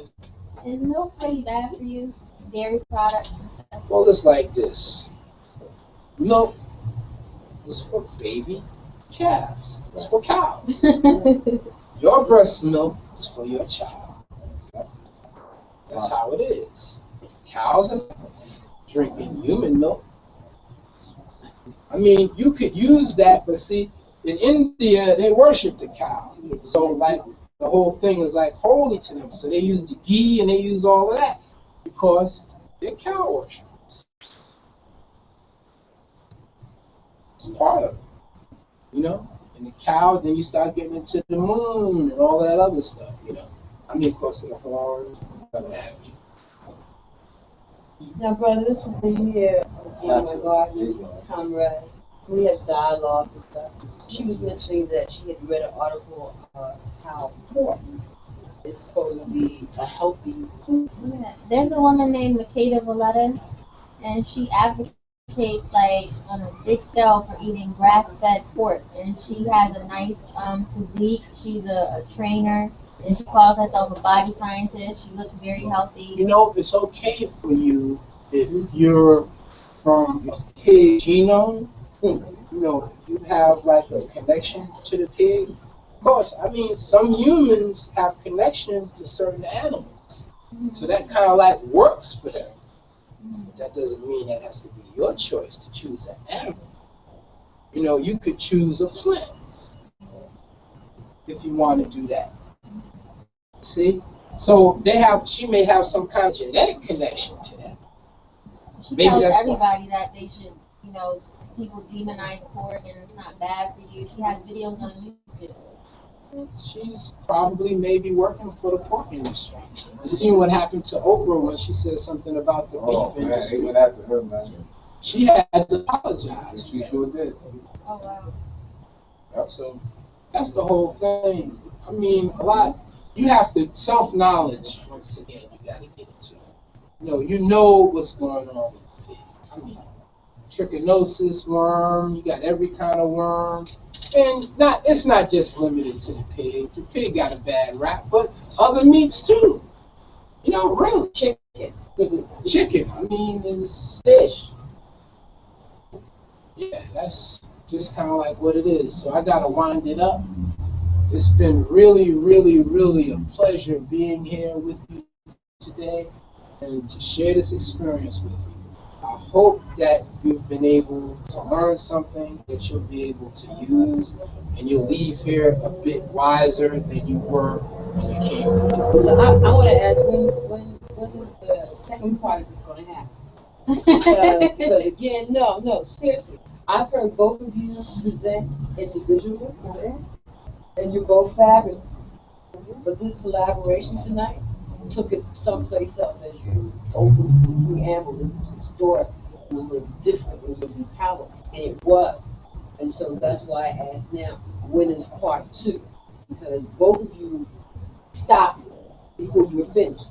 Didn't get to, you know. So I would suggest, and I'm asking, when you come back, because this is powerful for the second part. So hopefully we'll make that decision before we leave here. Yes. Tonight. Yes. Welcome internet, on the website here. Yes. People It's to very know. fabulous. Yeah, y'all need, you and the brother need, y'all need quite a few books touching on it. Very heavy material. Very heavy. I would also like to ask this to both of you. If in the future when you come back, could you have possibly a suggested reading list and some of the readings that you know have used that you maybe could point us to, because both of you made mention to various books. And some of these books I've heard of, some I haven't, but again, to have a reading list to say, okay, this is some of the stuff, you know, because there's so much and everybody can't tap into the same vein. So with that being said, if you could provide that, that would be really helpful for me as a researcher to follow up. We do have access to about 10,000 books in PDF. So it's just a matter of organizing that, compartmentalizing them in different categories. Once you start getting to a lot of different specialties, you might choose like alchemy or geography or whatever. All of these different things play a part. You know, interplanetary, all types of things. So again, with that being said, as you mentioned, so many different categories, you know, components. So just to say, I mean, maybe there'll be something that you create and make it ongoing and say, okay, from now until December or January, maybe these are the things that maybe you should look at. You know, something from this one, something from that one, so that again, because you come with such a wide scope of information, so that we can kind of play catch up and touch and piece, because most people don't know what they don't know. Same thing, they don't know what they want to know. So now you touched on some things that I was like, wow, I like this. Okay, so now I can become more.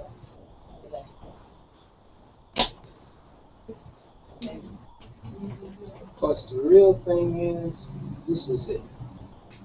This is going to be the end of what I have to say today. It's really about raising your vibration so that you can connect with your oversoul, your higher self, can unite with your third dimensional template so that you can be a universal being. That's really what it requires. Of course, you do have an oversoul. That's your higher self. But until you raise your vibration, you cannot make that connection with that higher aspect of yourself. Of course, you've descended. Now you have to ascend. You down here in the third dimensional frequency to work some things out. You decided to come here and work this stuff out. So that's what you're doing, the process of working your stuff out. But in order for you to totally awaken, where you will no longer be limited to this third dimensional, you have to raise your vibration. And that's what all of these things are. These are building blocks for you to raise your vibration. Everything, information, your diet, what you spend your time focusing on. Then you got economics. We didn't even go into the dollar. We didn't even go into the magnetic strip in the dollar. We didn't even go into the symbolism of the dollar, the currency. That's another class totally. What happens when a person commits suicide? You said we came here to sort things out, and people don't want to be here anymore, and they just feel like, what's here anyway? You know, do we really come back here?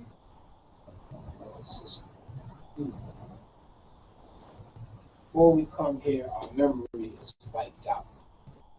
You've seen the Matrix movie. It was showing you that. The Matrix movie was showing you what actually happens to us. But they just showed it in a computer way. Because the computer is us. Everything about the computer, everything about a plane, everything about everything in creation is exactly that. But I know we have to go. I can't continue. Because my brother Levi, he has things he's got to do. He has a life. He has a life. He does not live in here. Part two. I thank you all very, very much. Part two. Our presenters.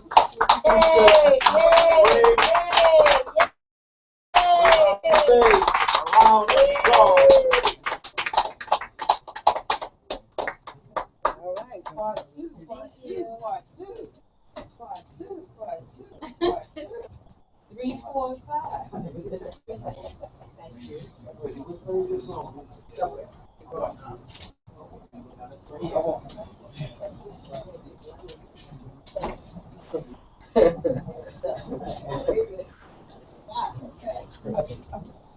I've been to a time when Abdullah lecture outside pre-lecture hour. Yeah, part two. Yeah, we're doing part two. Part two. Part two. Yeah, we want to. Yeah. When are we going to make part As a two? helpful That's what we're just right now. right? Different hours. Nutrition and herbs. You want to check the schedule? We're going to check the calendar. Right. Yeah, yeah, right now. Go up there, tell Tony you Yeah, want. well, we got to do part two. We suggest it. You want.